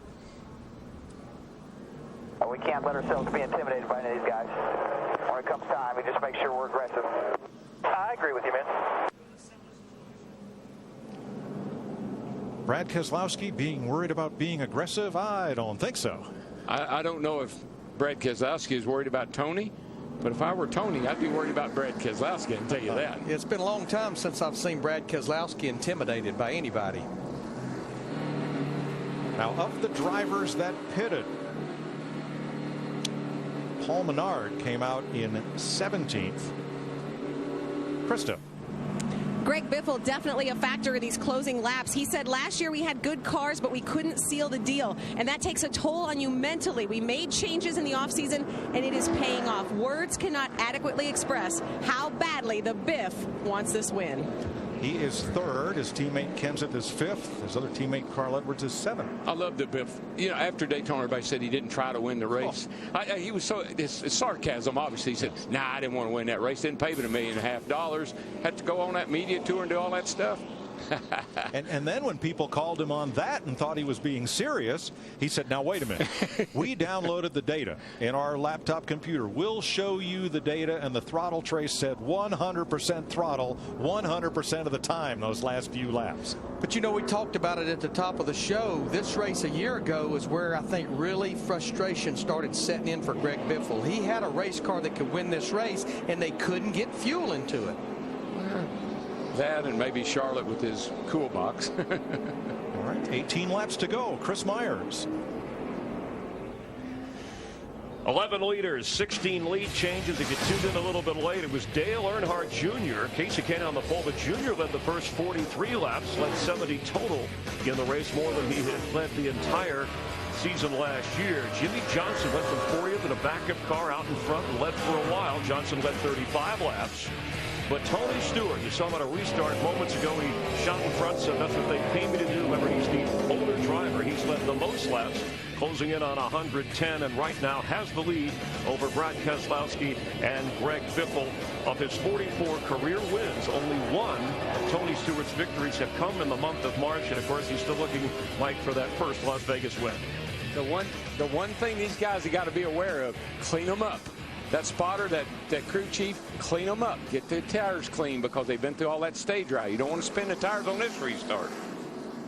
That happened to Dale Earnhardt Jr. earlier in the race. So of the cars that just pitted, Paul Menard 17th, Kyle Busch 18th, Ambrose, Harvick, Burton, Hamlin, and Logano at the tail end of the lead lap. Tony Stewart in a Chevrolet and Brad Keselowski's Dodge are going to lead them down for this restart. It'll be 17 laps to go in front of a packed house in Las Vegas. Green flag. And Brad spun the tires just a little bit. Not much, but enough to lose momentum. And Jimmy Johnson in that 48 and a whole bunch of other drivers are going to take advantage of that. In fact, Brad Keselowski, he can't go. There's something wrong with the car. He spun the tires. I bet he missed a shift. Falling like a rock through the field. Something's up big time. And that gives Tony Stewart a 4-car length lead on the fifth. Here comes that 48 car there. Yeah, it won't pick anything up. Keselowski will pit. Stewart across with the lead. Well, as I see him struggling with fuel right now as he comes to pit road, A.J. Allmendinger in the 22 car, his teammate had an issue with fuel pressure earlier. Watch you were talking about fuel pressure. Here comes pressure for Tony Stewart in the color of a blue car with a 4.8 on the side of it. Keselowski, you saw him drop back through the field there. As everyone else was coming to speed, he will go a lap down as he gets gas. And Jimmy Johnson, the new second place car, closes to within 2 car lengths of the lead. He that was last shall be first. Started at the back in a backup car after a practice crash yesterday, Jimmy Johnson. And Larry, I know we've said this a couple of times, but I knew when that car hit the racetrack, as soon as they rolled that car out, it was a better race car than what they wrecked. At least the practice speeds and the way it looked told us it was. Jimmy has won 4 of the last 7 Las Vegas Sprint Cup races. And Jimmy Johnson just ran. So did Tony Stewart. Fastest lap of the race. All the top 5 just ran their fastest lap of the race just now. And Tony Stewart's looking in his mirror and he's saying, oh, and you can fill in the blank. But Jimmy Johnson said this week when he was asked about being at such a points deficit after that penalty at Daytona, which the appeal will be heard Tuesday, what do you think? He said, sounds like to me, we need to go out and win some races. 13 laps to go. We'll go side by side for the final time before the checkered flag today. You're watching NASCAR on Fox.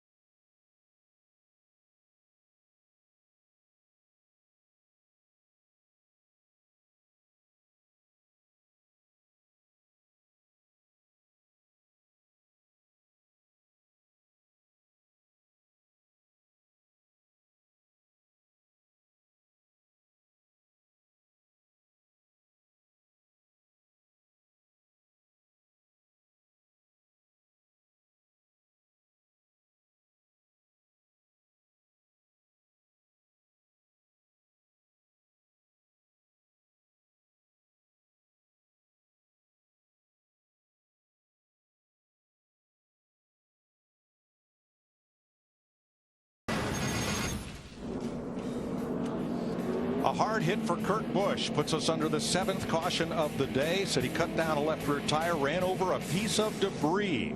Here's a look from Kyle Busch's car. Still clear. Getting behind you. You can just see it looked like the right rear went down, and the car just yellows out. Immediately turned.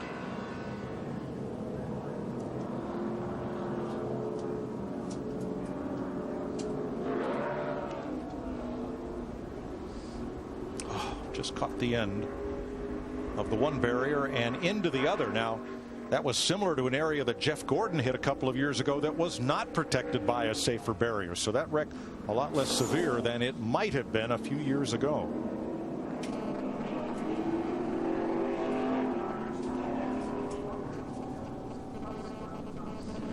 Tony Stewart, Jimmy Johnson 1-2. If you look back in history, NASCAR's greatest 1-2 punch ever, Richard Petty and David Pearson. 63 times, stock car racing's king and the Silver Fox finished 1-2. Pearson having a little bit of an edge in the finishes. Of their generation, Tony Stewart and Jimmy Johnson are NASCAR's 1-2 punch. 12 times they've finished 1-2.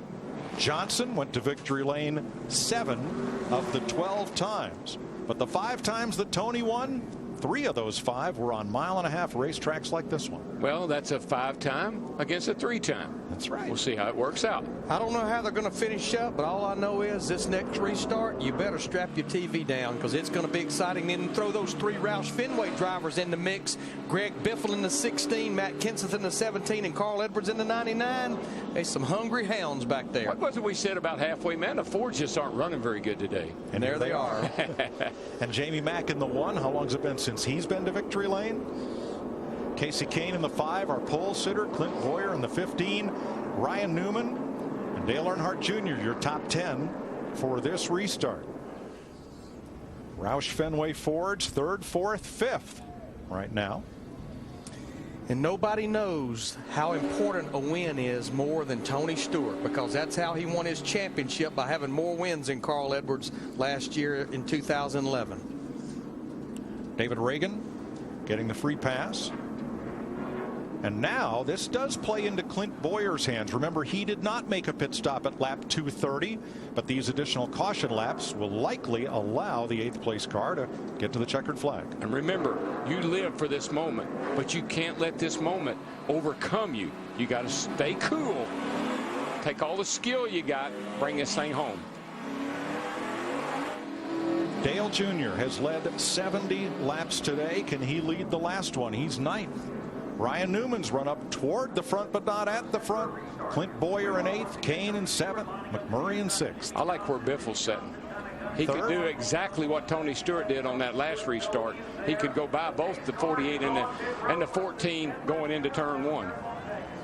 Hey, how about Trevor Bayne up for 11th place with Mark Martin in the 6th row? He's had a nice comeback today. Green flag, here we go. 9 laps to go. Holy and cow. Stewart gets way away.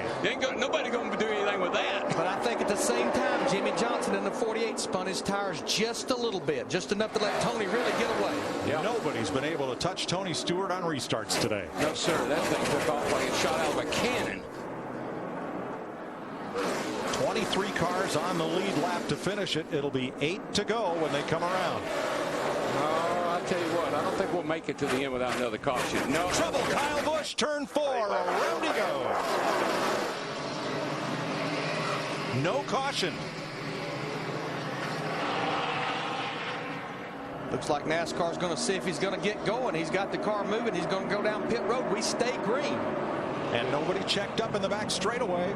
And now, Spin in turn 4. now the caution waves.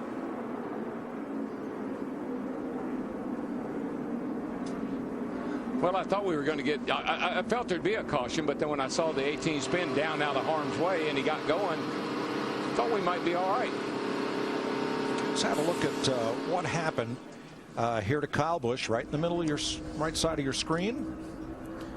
He's underneath Bobby Labonte, and we're told the left rear tire went flat.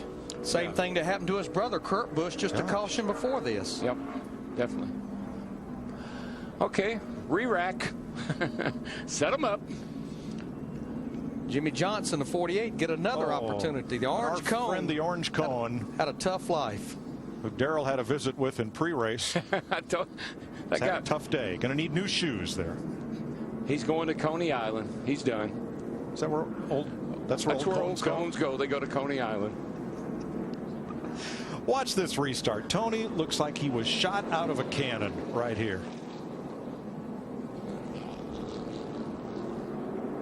Oh, you look at Jimmy, though. See Jimmy fishtail? Well, yes, but what about Biffle? What about Edwards? It's almost like they were caught napping. And Jimmy's crew chief, Chad Knaus, not thrilled with that one. Oh, shucks. They get a second chance now. Oh, dang. Guys, people don't understand how hard it is to get 850 horsepower hooked up to the ground, especially when the cars are sitting on a slight bit of banking. You saw when Jimmy tried to go to the gas up on the high side, the car fishtailed. He lost the ground to Tony. Will he be able to correct for it this time? It's very difficult to get all that power to the ground, Darrell. Well, and that's a great point, Michael, because Tony Stewart's the race leader. He's in control. He only has to act. Every other driver has to react to what Tony does to get going on a restart. Spinning your tires on a restart, the driver is ultimately responsible.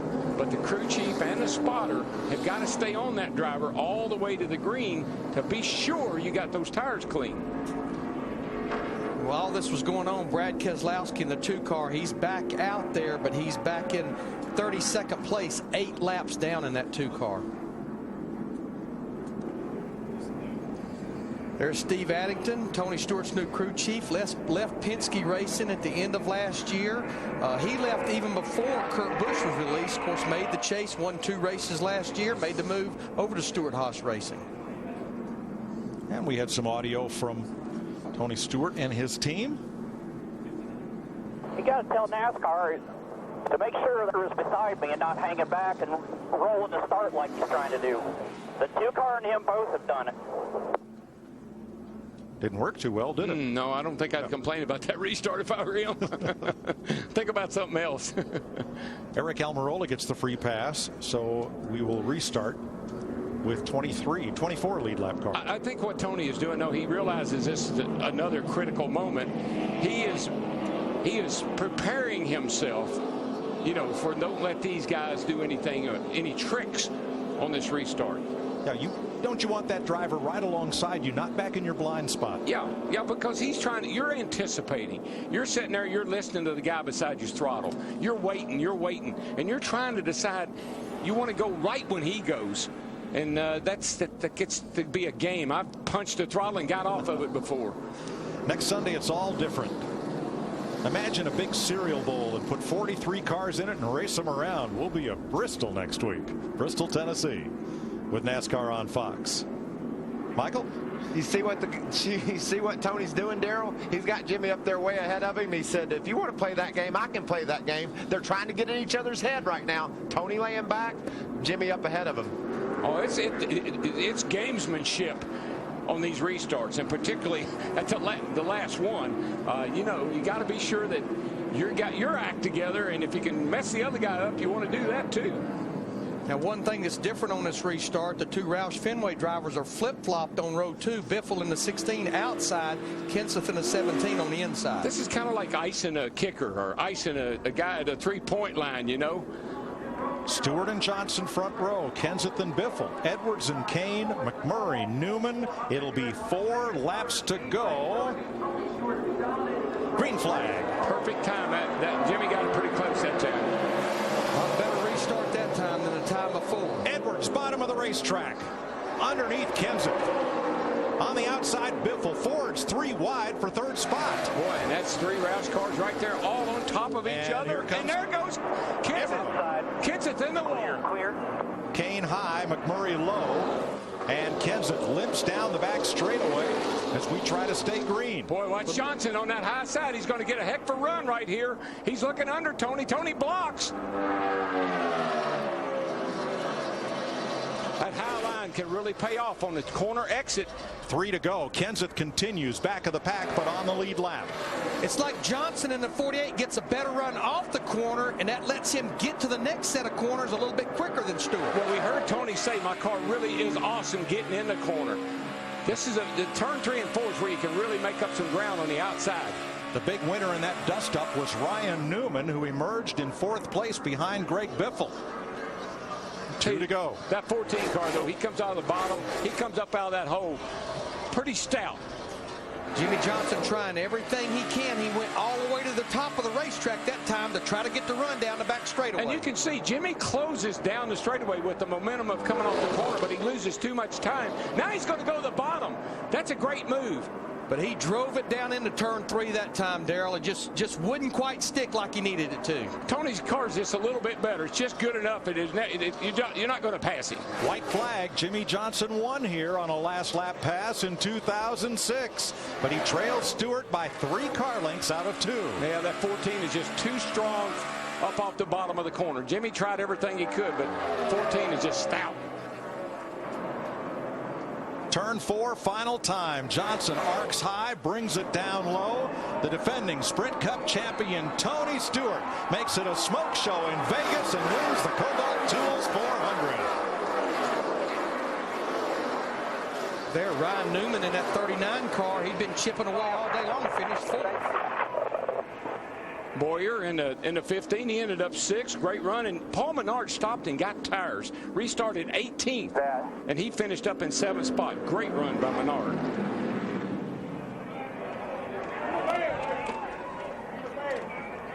Steve Addington gets his first win with Tony Stewart, that 14 team.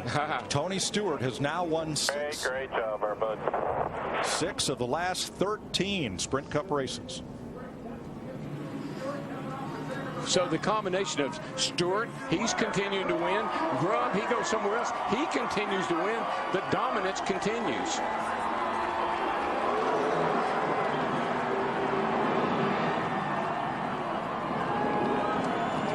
Stewart tuned up for the weekend by doing a little dirt track racing Thursday night. Started 7th. And passed Matt Kenseth as the all-time lap leader at Las Vegas Motor Speedway late in this race. Well, nobody will have to explain to him this year how they lost this race. No. Because he drove off and left them. It's redemption. And this marks the 14th year in a row in which Tony Stewart has won a Sprint Cup race. It's amazing. Good stuff. You know, the Roush Fenway teammates worked really well at Daytona. But on this last restart, the 3 Fords got to battling each other. Watch the 16, 17, and 99 here. Yeah, they're all wadded up here. And it starts when the 99, Carl Edwards, goes to the apron. Right here, he really puts the 17 in a box. Biffle on the outside. Right here, they're going to be some contact. But here comes Kane with a run, and McMurray. Ooh. You know what? That's actually Kane sucked the back of that 17 around. The teammates were really clean. Kane in that 5, I saw him. He had such a run through the middle of 1 and 2. Yeah, he just went outside there and sucked the 17 right around, there. He got that little bump from Matt. He hit the wall, too. Yeah. But Kane managed to make it around and finish 19th. Oh, by the way, Tony's still doing burnouts. He's going all around the place. Yeah, Matt Kenseth ended up finishing 22nd in his 17 car. Tony is now doing what Alan Kulwicki invented, the self-described Polish victory lap. Driver's side to the crowd and salute the fans. Both Stewart Haas cars in the top 5, guys.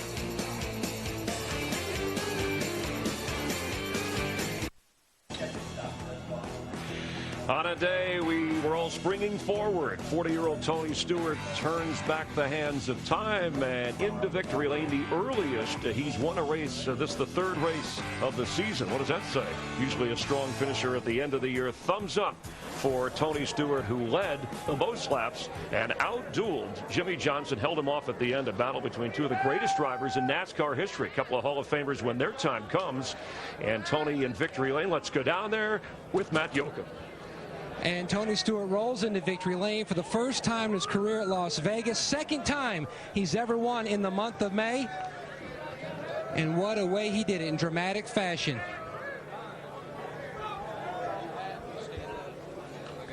Great job.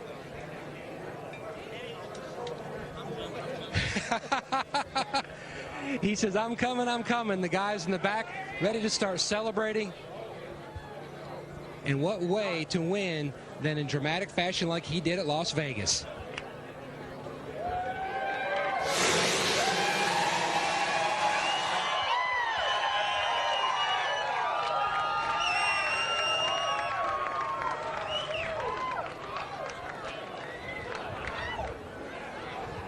And no place ever owes a driver anything, but Tony, after the domination and disappointment a year ago, and especially that guy coming on board, what's it mean to finally win at Las Vegas? Oh, man. Especially the way we lost it last year. I mean, we had a dominant car last year, and I don't know that we had the dominant car today, but, you know, we just were so strong on restarts. Just Mobile One, Office Depot, Chevrolet, you know, Sprint, all of our fans, just, you know, Quicken Loans, U.S. Army, just everybody, you know, GoDaddy, everybody that's a part of Stewart Haas Racing, and especially the Hendrick engine department, chassis department. That was the whole key to the restart today. You always like putting a check mark next to a place. Dominant crew chief on the box. The only thing more dominant, though, was that move going down into turn one on the restart. Did that even impress you? I had to go, man. I mean, I knew that Matt had 4 tires, and, you know, Greg and those guys had better tires than we did, so I knew as long as we could get the clean air, we could at least hold them off for a little bit. I just didn't know we were going to be able to hold them off the whole run. All right, the 14, Victory Lane finally in Las Vegas. Dick Berggren? Jimmy Johnson, the look on your face said it all. Second ain't no good. No, but with everything we went through this weekend, we'll take it. But, man, I want to win. We're close. I think we had maybe a little bit more speed, but Tony could really get away on those restarts up through the gears a lot better than I could. So I've got to look into that and see if it was something I was doing wrong or something else going on there. But solid performance. I've got to stop and make mention of what Lowe's is doing with the disaster relief fund and the fact that we finished so well. They're going to put up a bunch of money for all the tornado victims. Myself and Hendrick Motorsports going to match that as well. So great day in a lot of ways. I wish we could have this Kobalt Chevrolet over in Victory Lane, but just didn't happen. I want to say hi to my wife and daughter at home, and see you guys soon. Congratulations on a fine run. Thank you. Thanks, Jimmy and Dick, with Michael Waltrip here in the Hollywood Hotel. Well, redemption in Las Vegas. That didn't happen for a lot of people for Tony Stewart. He was the king of the restarts today.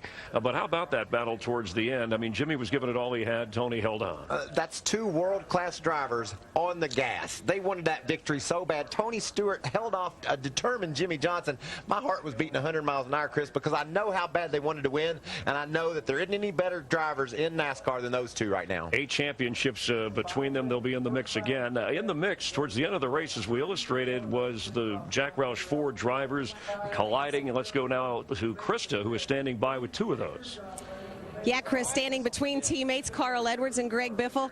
Tell me about those last laps. Obviously battling teammates, and there was another Roush Fenway car in the mix too, and we're going to show it to you right now. Yeah, I just got down in there, and I was on the top, and Carl was digging on the bottom. I could see him right up on my quarter panel. I was just easing up the track a little bit, giving him room, and I got a pretty good run off the corner, and I don't know what happened behind me, so it was pretty bad behind me. I don't know exactly what happened back there. Okay, not the win, but you are the points leader. Let's get the take from your teammate, Carl Edwards. What happened? Well, Matt spun his tires just a little bit on the restart, and I went down on the apron. He gave me a ton of room, and we got all bunched up over there. But I got to thank Aflac for being on board. Fastenal, Ford, Subway, Kellogg's, UPS, and Best Buy. And we were not that good at the beginning of the race. It was fun to battle all day, fun to race at this place. It's slick, it's fun, and I'm glad we could at least see the winner up there. That was a good time. Strong day for Roush Fenway. Steve? Well, Matt Kenseth, tell us what happened on the backstretch on that last restart. I honestly don't really know. I mean, Carl just laid back and, got by me 3 wide, and then just didn't seem like there's a lot of room getting into one. And I did get clear behind him, and I just stopped in the middle of the corner. And I don't really know what happened. I got into him a little bit, and then I don't know if I got there, pulled off my right side, or really honestly what happened. So I thought I got a good start. I was right with Tony. I didn't lay back on Tony, and, they always do that then. It's just, you got to be ready for that. So I don't really know what I did up there. Thank you, Matt. Yep. Disappointing day for Matt Kenseth, of course, the winner of the first race of the year at the Daytona 500, and Denny Hamlin, who won last week. Can you imagine Matt Kenseth? He felt that victory. He was right where he needed to be, and then just have it taken away from him off turn 2. Very frustrating for that young man. Well, we say the teammate thing is overrated. We saw it in that case. Let's get some final thoughts from Darrell, Larry, and Mike. Gene Haas had never won a Sprint Cup race. He took half his chips, half his race team, pushed it across the table to Tony Stewart, said, come with me, you own half the race team. You lead this team. They just got their 14th Sprint Cup victory. They have a championship, and Ryan Newman came through that Roush Fenway battle at the end to finish 4th. Wow, what a roll they're on. And really and truly, I mean, great leaders are always second guessed. Tony Stewart is a great leader. I mean, he's great at everything he does. Every business he gets involved in, he leads it to success. That change he made, what a gamble. Let go Darian Grubb, bring in Steve Addington. But it paid off. Yes, it did. And I tell you, you got to tip your hat to Jimmy Johnson and his race team. When you look at the controversy they've been living with for the last 2 weeks with this penalty, the appeal be held on Tuesday. They had a top 5 finish last week at Phoenix. They go to a backup car after a practice crash, go up there and lead laps and finish second. That means that team and Jimmy Johnson, they kept their game face on, and they kept their focus during this 400-miler today. And Chris, add to that, fellows like Jamie McMurray, Paul Menard, and Martin Truex were in the mix all day. Ran hard, ended up with some decent finishes. Thanks, Mike. Darrell and Larry, we look forward to next week in Bristol. Let's check the unofficial results as we roll in here. And you talk about being in Vegas, Michael. Clint Boyer, Michael Waltrip Racing, gambling with a pretty good finish. Yeah, great call by Brian Patty. They stayed out, got some track position, was able to hang on to a top 10 finish.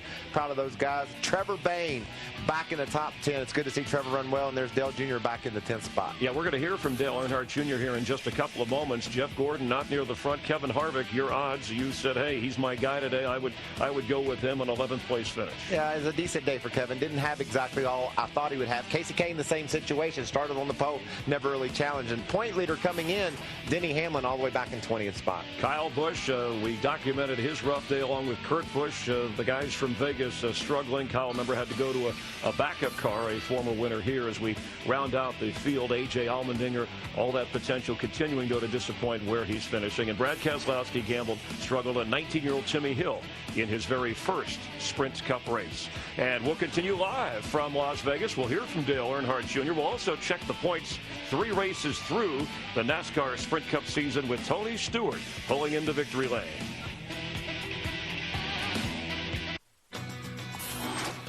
Promotional considerations provided by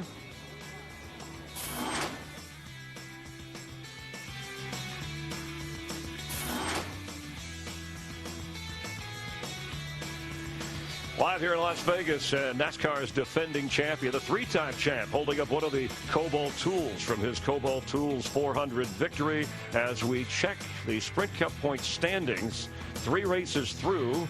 Greg Biffle is your leader now for the first time since 2005 that he is leading the points championship. He actually has had 3 third-place finishes. Maybe we should go over the roulette table and put something down on 3. I like your thinking, but what about Tony Stewart? Already won. He's never been this hot this early in the season. The other guys might want to watch out. And Dale Earnhardt Jr. 4th in points currently. And let's check in with him. He's with Steve Burns. Dale Earnhardt Jr., you led a lot of laps out front. How would you describe your afternoon? Well, when we were fast leading the race, the car was really tight. And I knew by the end of the race, especially with all them cautions we had at the end, that this was going to be really tight racetrack. And we needed to free the car up. And I didn't give Steve enough information throughout the day to really give him the idea of how tight the car was. And track sort of went past us as far as our handling goes. So we didn't, I didn't keep up with the track enough, and it cost us a handful of spots there at the end of the race. And the car's just really tight. We should have worked on it during the day, and I should have gave Steve a little more heads up on what was happening. And but we had a good weekend. National Guard Diet Mountain Dew Chevy was fast all weekend, and we keep doing that every week. We're gonna be right there. So we'll just keep trying. See you at Bristol. Yes, sir. Thank you. Led more laps today than all of last season. Junior, who's a big Redskins fan. Tony Stewart's a big Colts fan and said he was crushed when they had to release Peyton Manning in Indianapolis. But Junior, and you tweeted him when we heard about the big Redskin trade moving up to number 2 in the upcoming April draft to go after a quarterback in Washington. Yeah, I asked him, did they give up too much for that draft pick? He said, what would you give up for a dynasty? What if this is something special for our team? And he said, it's fun to be a Redskins fan as we look forward to the next year's season. And I can relate to that. We got Cam Newton down in Charlotte, and there's some excitement in Charlotte about about that quarterback. And Dynasty, Tony Stewart, Jimmy Johnson knows something about that. What do you think as we head to Bristol based on what we've seen in the first 3 races? Like I said, the end of the race was everything I wanted to see. We had 2 of our best slugging it out. Jimmy Johnson wanted that win so bad. You saw him drive up on the outside of Tony Stewart with a couple to go. Just couldn't pull it off. Tony put him away. But that was all we got right there in NASCAR. 2 of our best going wide open for the checkers. And, of course, in Bristol, Tennessee, that's where it's more about the driver, less about the car. We look forward to that next Sunday and hope you'll be with us. Lowe's wants to thank everyone who contributed to Racing for Relief during today's Kobalt Tools 400. In addition to your contributions to the Red Cross, Lowe's will donate the matching amount of Jimmy Johnson's winnings from the race today to provide disaster relief with a minimum donation of $100,000. Coming up tonight on Fox, The Simpsons, Family Guy, and our favorite at 9:30, American Dad. We talked about Bristol, Tennessee, some of the great racing, short track racing. Kyle Busch, 4 of the last 6 races have been won by him at that locale. And then after that, it's Fontana, California, and Martinsville, Virginia. 3 straight races on Fox without interruption. If you want more racing coverage for here all the time, check out Speed and currently switch over to Victory Lane if you want to get a recap of what happened here in Tony Stewart's exciting victory after letting one slip away last year. He was not about to let it happen this time. For Darrell, Larry, and Mike, Krista, Steve, Dick, Matt, Jeff, and Michael, this has been a Barry Landis production, directed by Artie Kempner. I'm Chris Myers. We always like having you a part of NASCAR on Fox. We hope you'll tune in next Sunday from Bristol, Tennessee, and we thank you for watching and hope you enjoyed the Tony Stewart win in Las Vegas. And thanks for being there.